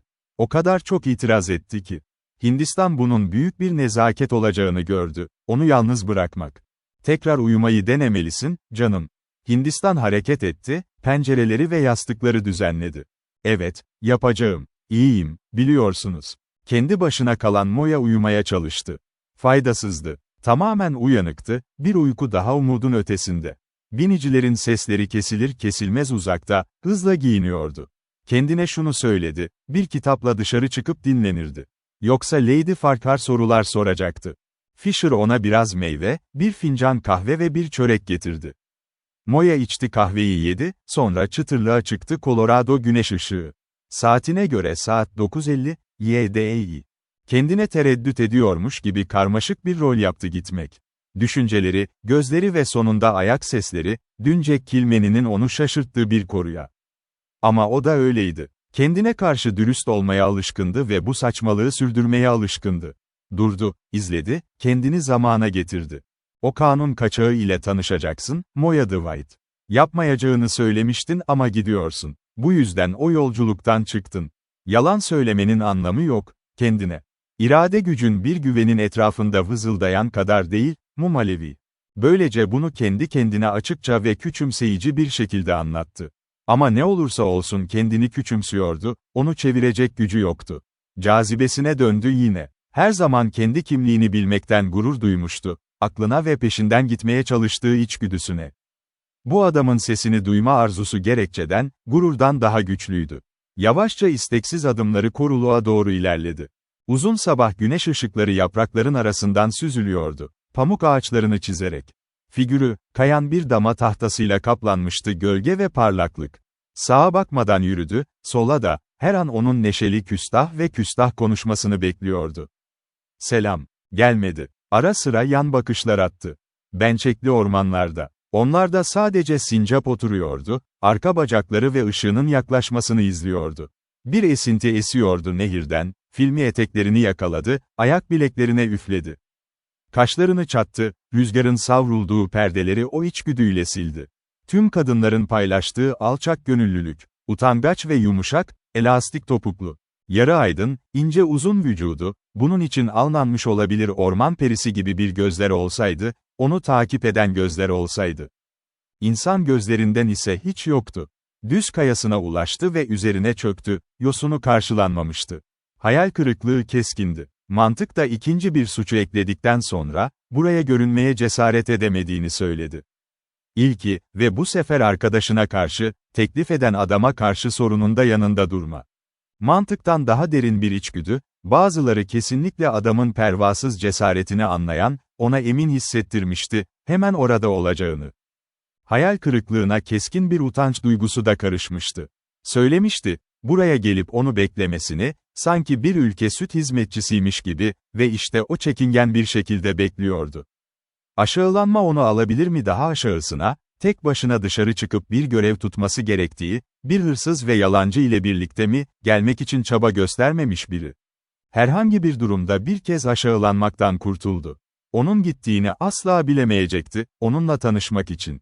Onun kavurucu kendine küçümsemesinin derinliklerine, onun neşesi geldi. Günaydın, komşu. Kalbi sıçradı ama etrafına bakmadan önce Moya, yüzünden okunabilecek hikaye olmadığından emin oldu. Gözleri sessizce onunla buluştu. Cesaret edip gelmeyeceğinizi merak ediyordum. Genç kadının sesi, dağ deresinin sıçraması kadar serin ve mesafeliydi. Neden gelmeyelim ki, istedim. Bunu bana sorabilirsiniz. Şimdi. Tavrı ona kararın verildiğini söylüyordu ama sarsılmadı adamın neşeli iyi mizahı. Sanırım yapabilirim. Tabii ki yapabilirsiniz. Biliyordum belki de yapabileceğinizi. Muhtemelen Kaptan Kilmeni'yi soyan adam olduğunu reddetme cesareti. Adam olduğumu mu söyledi? Eğlence ve biraz ilgi vardı sesinde. İnkar etmedi. Siz olmalısınız, biliyordum. Ona her şeyi anlattım. Nasıl benden öğrendiğinizi, parayla Günlison'a gidiyordu. Geri kalanını tahmin ettiniz. Neredeyse hemen ayrıldınız. Onun Günlison için kanon yolunu takip ettiniz. Sözler alçaktı ama içinde olağanüstü bir öfke vardı, bastırılmış duyguların gerginliği. Böylece beni suçlamasın ve yine de benim o adam olduğunu inkar etmesin. Ben de inkar etmeyeceğim, çünkü çok eminim. Bilgesiniz, efendim, beni ikinci kez kandıramazsınız. İnkarınız hiçbir şey ifade etmiyor. Ve şimdi söylenecek başka bir şey kaldığını düşünmüyorum. Kalkmıştı ve dönmek üzereydi. Bir el hareketi durdurdu onu. Eğer benden bu kadar eminseniz, neden subayları burada tutmadınız beni tutuklamak için? Çünkü siz arkadaşlarımın akrabasısınız. Tek sebep bu muydu? Başka ne sebep olabilir ki, diye sordu, gözlerinde bir uyarı parıltısıyla. Belki bir sebep var. Kalbinin derinliklerinde biliyorsunuz ki yapmadı. Kaptan Kilmeni'yi soymadığınızı söyleyebilir misiniz? Söylemeye cesaret eder misiniz? Geniş omuzlarını silkti. Hayır, onu tuttum. Ve onu soydular. Eğer öyle söylemek isterseniz, yapmak zorundaydım. Yanında durmayı teklif eden arkadaşını soymak zorunda kaldınız. Ah, ben hiçbir bahanenizi duymak istemiyorum. Evet, var, dedi sessizce. Dahası, duyacaksınız onları, şu anda. Açıklama hakkınız var. Ve bu benim açıklamamı sizi dinlemeye hak kazandırır. Gerçekleri konuşabilir misiniz? Kuzeninizi çalmaya çalışırken soydunuz. Arkadaşınız ol diye. Bu sizin için hiçbir şey ifade etmeyebilir.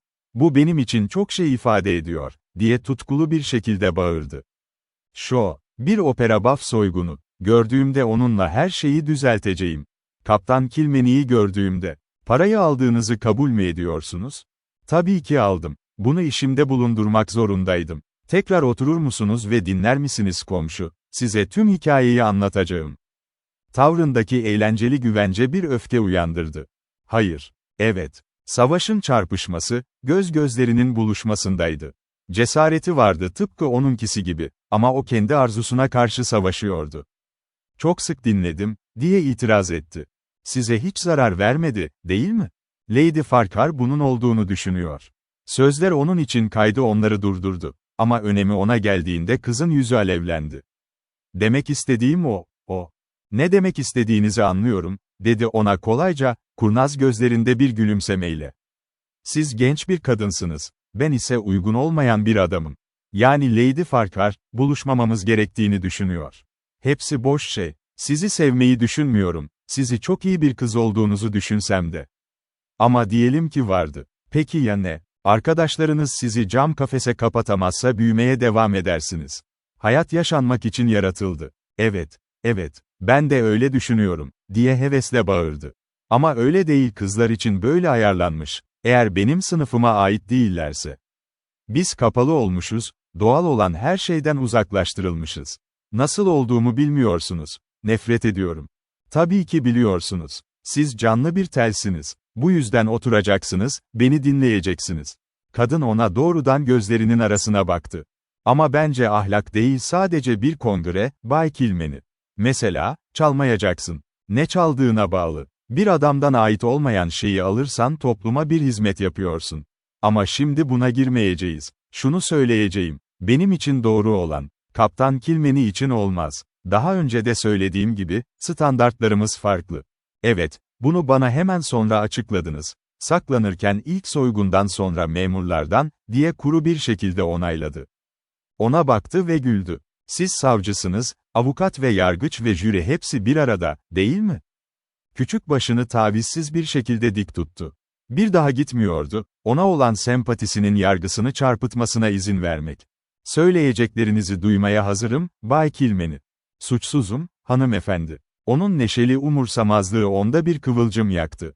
Bunu söylediniz daha önce ve yarım saat içinde nerede olduğunuzu bildiğimizi öğrendik. Ganimet gizliydi. Bu tutarsızlık çözülmeden önce ikna oldunuz. Parayı ikinci kez çalarak masumiyetinizi kaybetmemizi sağladınız. Onunla ne yaptım, diye sordu. Nereden bileyim? Cebinden bir not defteri çıkardı. İki yaprağı arasında Moya'ya verdiği bir kağıt parçası. Tam bir makbuzdu. Gunnison County Fuarı Derneği'nin saymanı olarak John Kilmeny'e, daha önce bilinmeyen taraflar tarafından ondan alınan miktar. Kız ona parlayan gözlerle baktı. Tövbe ettiniz ve para geri mi? Hayır. Tövbe etmedim ama geri aldım. Neden? Bu uzun bir hikaye. Hayatımın hikayesiyle bağlantılı, geriye gidiyor aslında doğmadan 31 yıl önce. Duymak ister misiniz? Evet. Babam bu ülkeye geldiğinde genç bir adamdı. Batı o zamanlar çok medeni değildi. Babam korkusuz ve açık sözlüydü. Bu onu ülkede faaliyet gösteren sığır hırsızları çetesinin düşmanı yaptı. Çiftliği vardı. Baldırlarını kaybetti. Bir gün bir marka bördünü yakaladı. İş başında. Adam teslim olmayı reddetti. Bir kavga çıktı ve babam onu öldürdü. Ah, diye haykırdı kız, hayranlıkla karışık bir dehşetle. O zamanlar böyle şeyler olmalıydı. Erkek olan her adam bazen savaşmak zorunda kaldı. Ya da duvara gitmek. Bunu görebiliyorum. Babanızı suçlamıyordum. Sadece, yapılmak zorunda kalması korkunç olmalıydı. Adamın diğer hırsızları intikam yemini etti. Bir gece yakaladılar şefi, babama böyle derdim, onu yalnız yakaladılar. İnek kasabasında bir kumar cehennemi. Babam bir adamla görüşmek için oraya randevuyla gitmişti, kendi adamına çekilmişti, sahte bir notla ölüm. Muhtemelen sona ulaştığını biliyordu, oraya adım atar girmez geçit oldu. Tek şansı ise dönüp kaçmaktı.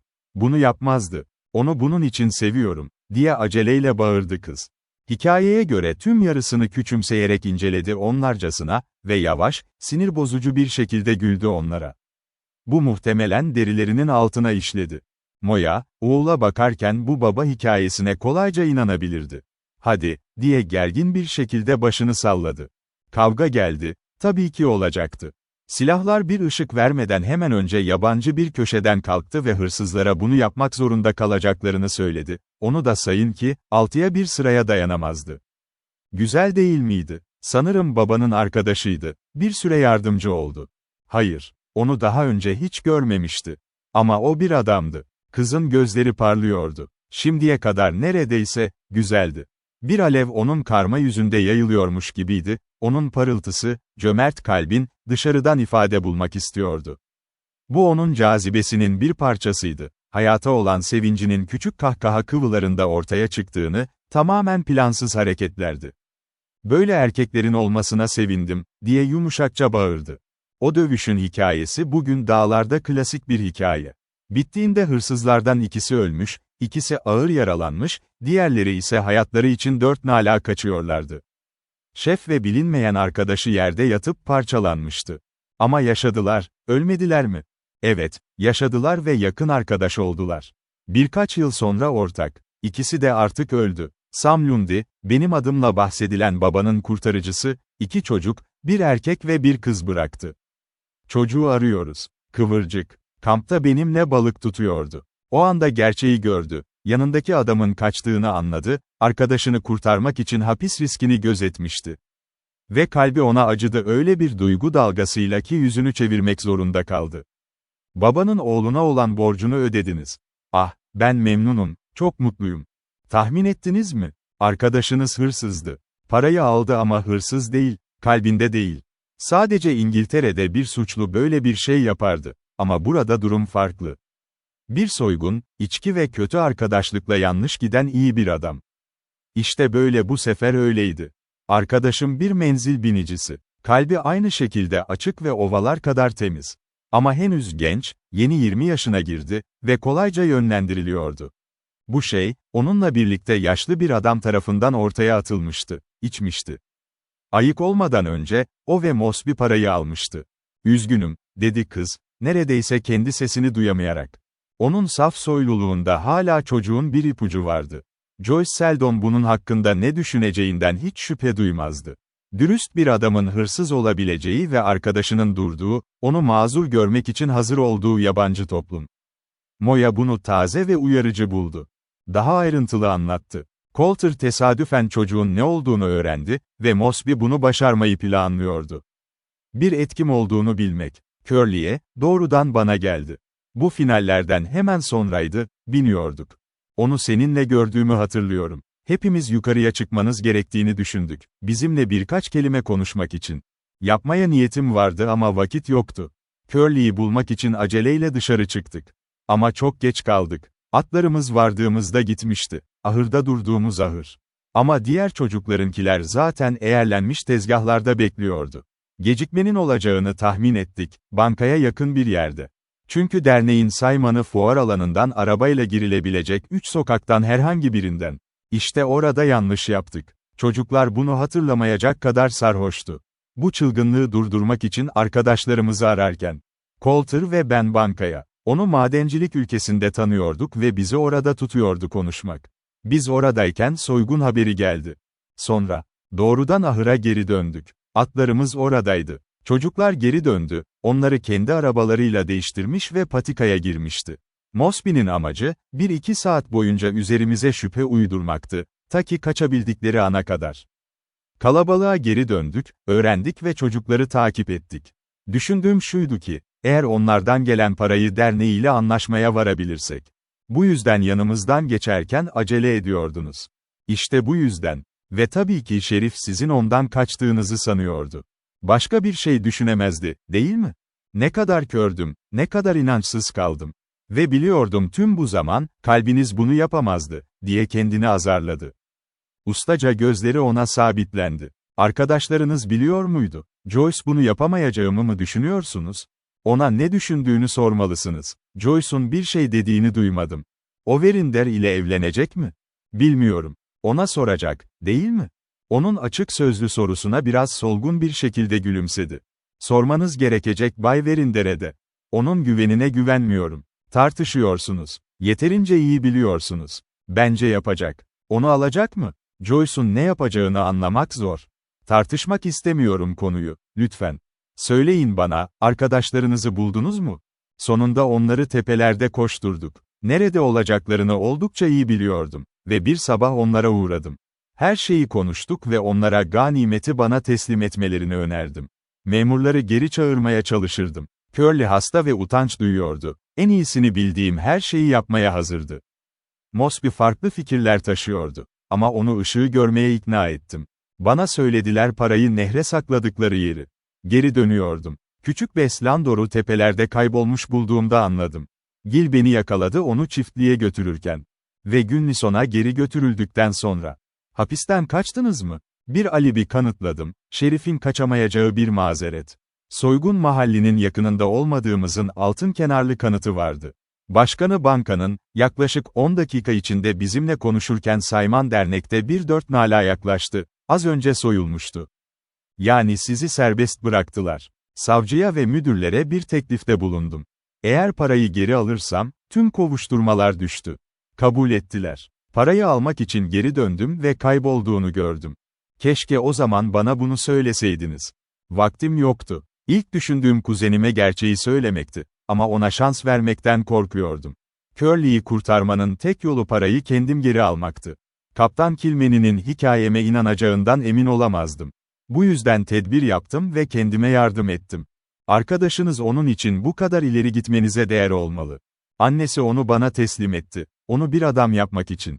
Ve babasının oğluna borçlu olmasaydım mı? Gözleri sıcak, onaylayıcı bir ışıkla ona doldu. Evet, yapardınız. Ona yardım etmeliydiniz. Ne pahasına olursa olsun. Kahramanlıklara karşı mizahi buruşmuş bir yüzle itiraz etti. Bana bir kuruşa mal olmadı. Size çok pahalıya mal olabilirdi. Diyelim ki Kaptan Kilmeni silahını almıştı. Onu vuramazdınız. Ona kim olduğumu ve neden paraya sahip olmam gerektiğini söylerdim. Hayır, hanımefendi Dwight, ben bir kahramanın standartlarına uymuyorum. Moya'nın dudakları tatlı, alaycı bir gülümsemeye kıvrıldı. Embriyoda. Sizin hakkınızda biliyorum, efendim. Kilmeni gözlerini ondan çekip nehir yolunda yürüyen bir adam ve kadına takıldı. Batılı, kuzeninin sorularını yanıtlıyordu. En şık şekilde. Ara sıra arka taraftaki çifte geri kayıyordu bakışları. Ne zaman geçtiğini anlatıyordu New Mexico'da bir eşek derisçisi. Deming yakınlarında posta bindiğini anlatan ve Tombstone'daki sınır günlerinden bahsediyordu. Anekdotlar serpiştirilmişti açıklamalarına onları canlandırmak için. Konuştu bu sesin geveze, kıvırdığı bir sesle Southwest'ten, ki bu kahverengi ince yüzle çok iyi uyum sağladı sıkıştırılmış keçe şapka ve adamın iyi paketlenmiş enerjisi. Peki, örnek atmak nedir, diye sordu India, onun birinden sonra öğrenmek istedi hikayeler. Sadece biraz rock yapıp karıştırıp örnek alıyorsunuz. Bir keresinde ben bir sürüsünde sürükleyici. Moya daha fazla bir şey duymadı. Kararlı bir şekilde dikkatini yoldaşına çevirdi, zihnini önündeki adamdan ayırmaya çalıştı. En iyisi kalbinin atmasını engellemeye çalıştı. Değirmene vardıklarında Jack sessizce partinin yönetimini üstlendi. Verinder ve Joyce ilk inişte oyuna gönderildi kovalara. Madene kadar yarı yoldayken kablo durdu ve bir çift daha bir kovaya giriyor. Joyce, 50 feet yükseklikte el salladı. Aşağıdaki elini uzatıyordu. Sıradaki siz, India, diye emretti kuzeni. Genç kadın kovaya adım attı. Korkuyorum, diye ilan etti hemen. Olmanıza gerek yok. Kaptan, sıra sizde. İki adamın gözleri buluştu. Ned Kilmeni hemen tahmin etti ki, diğerleri Moya ile birkaç dakika yalnız kalmak için bunu ayarlamıştı. O hemen kız kardeşinin yanına geçti. Kablo ikinci yolcu çiftini madene ulaştırdı. Moya'nın arkasından Jack de geldi. Sepet yükselmeye başladı vadinin karşısında yavaş yavaş ilerlerken. Kilmeni bir dakika bile kaybetmedi. Neden sizi yalnız görmeme izin vermiyorsunuz? Neden benden kaçıyorsunuz? Diye sordu. Gözlerinin gölgelerinin altında küçük renk lekeleri yanıyordu. Bir ses uzaktan, dalgaların sesi kulaklarında vurmaya başladı. Ne saçmalık, neden sizden kaçayım, diye sordu, ustaca bakışının saldırısını zorladı. Çünkü sizi sevdiğimi söylememe izin vermekten korkuyorsunuz, diye saldırdı. Joyce sanıyordum ki siz, hayran kalmıştınız, diye sessizce karşılık verdi, nabzı hızla çekiç çalıyordu. Öyleydim, ona ilgi duydum, sizi seviyorum, sizinle evlenmeni istiyorum. Bana evlenme teklif etmek zorunda değilsiniz çünkü abartıyorsunuz, size hizmet ettim. Size soruyorum çünkü sizi seviyorum. İltifatınız için çok teşekkürler. Üzgünüm, reddetmek zorundayım. Gerçekten de öyleydi, ona bakmaya cesaret edemiyordu. Gözleri aşağıdaki değirmene sabitlenmişti. Neden memnun misiniz? Beni seviyorsunuz? Yanaklarını belirgin pembe leke lekelemişti. Bunu hafife alıyorsunuz, öyle değil mi? Doğru sanırım. Diğer erkekler gibi sizinle nasıl sevişebilirim? Hanımefendi Farquhar sizi yalnız görmeme izin vermez, siz bana vermek razı olsanız bile bir şans. 2 gün içinde hayatımdan gideceksiniz. Konuşmam gerekiyor, gerçeği, açıkçası. Sizi seviyorum. Hayatıma tekrar girdiğinden beri benimle böyle, küçük Moya. Ama kördüm ve göremiyordum, ta ki madende ölümle yalnız kalana kadar. Ben, üzgünüm, bu yeterli değil. Gerçeği alacağım. Hayatımı kurtardınız. Neden? Eğer alırsa, doğrudan ona baktı. Seninle evlenemem. Neden yapamıyorsunuz? Beni sevmediğinizi söyleyebilir misiniz? Tam dolu bir sessizlikten sonra, boğucu bir duygu hızla koştu kanından. Heyecanı içinde bir nabız atmaya başladı boğazda. Kadın gibi bir şekilde, konudan kaçtı. Kablo durdu. Ne oldu? Hiçbir şey olmadı. Durdu çünkü ben mühendise, vinçte durması için sinyal verdim. İşaret verinceye kadar yeniden başlamaz.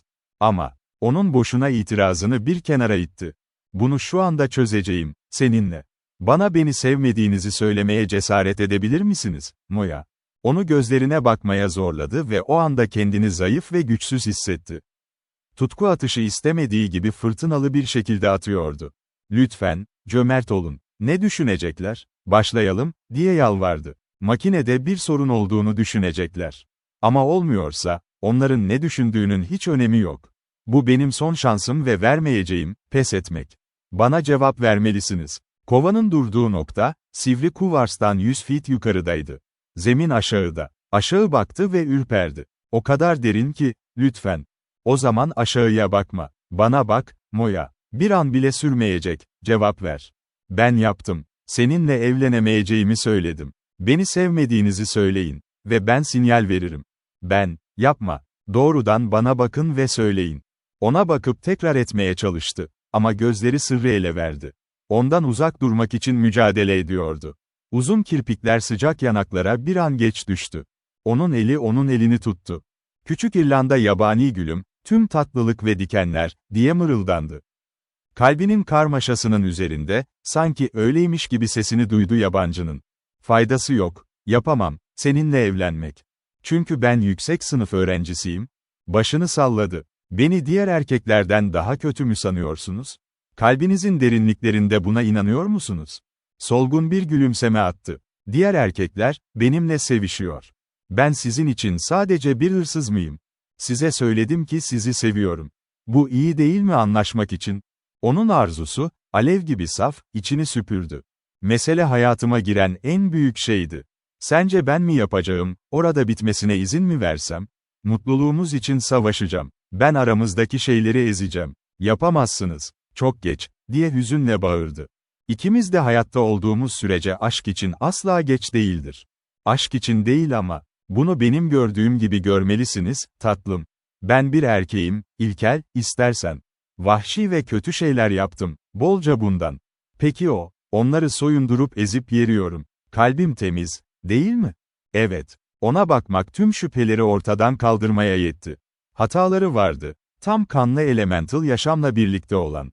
Ama temelde bu erkek, Amerikan sağlamdı. Peki, bu yeterli değil mi? Ellerinin ona doğru küçük hareketi, acıma dilemesi gibiydi. Jack, elimden gelmiyor. Belki biraz ukaladığım ama, yapmamalı mıyız hayatımızı ilkeyle yönlendirmek, dürtüyle değil? Ben de kendi içimle mi yönlendiriyorum?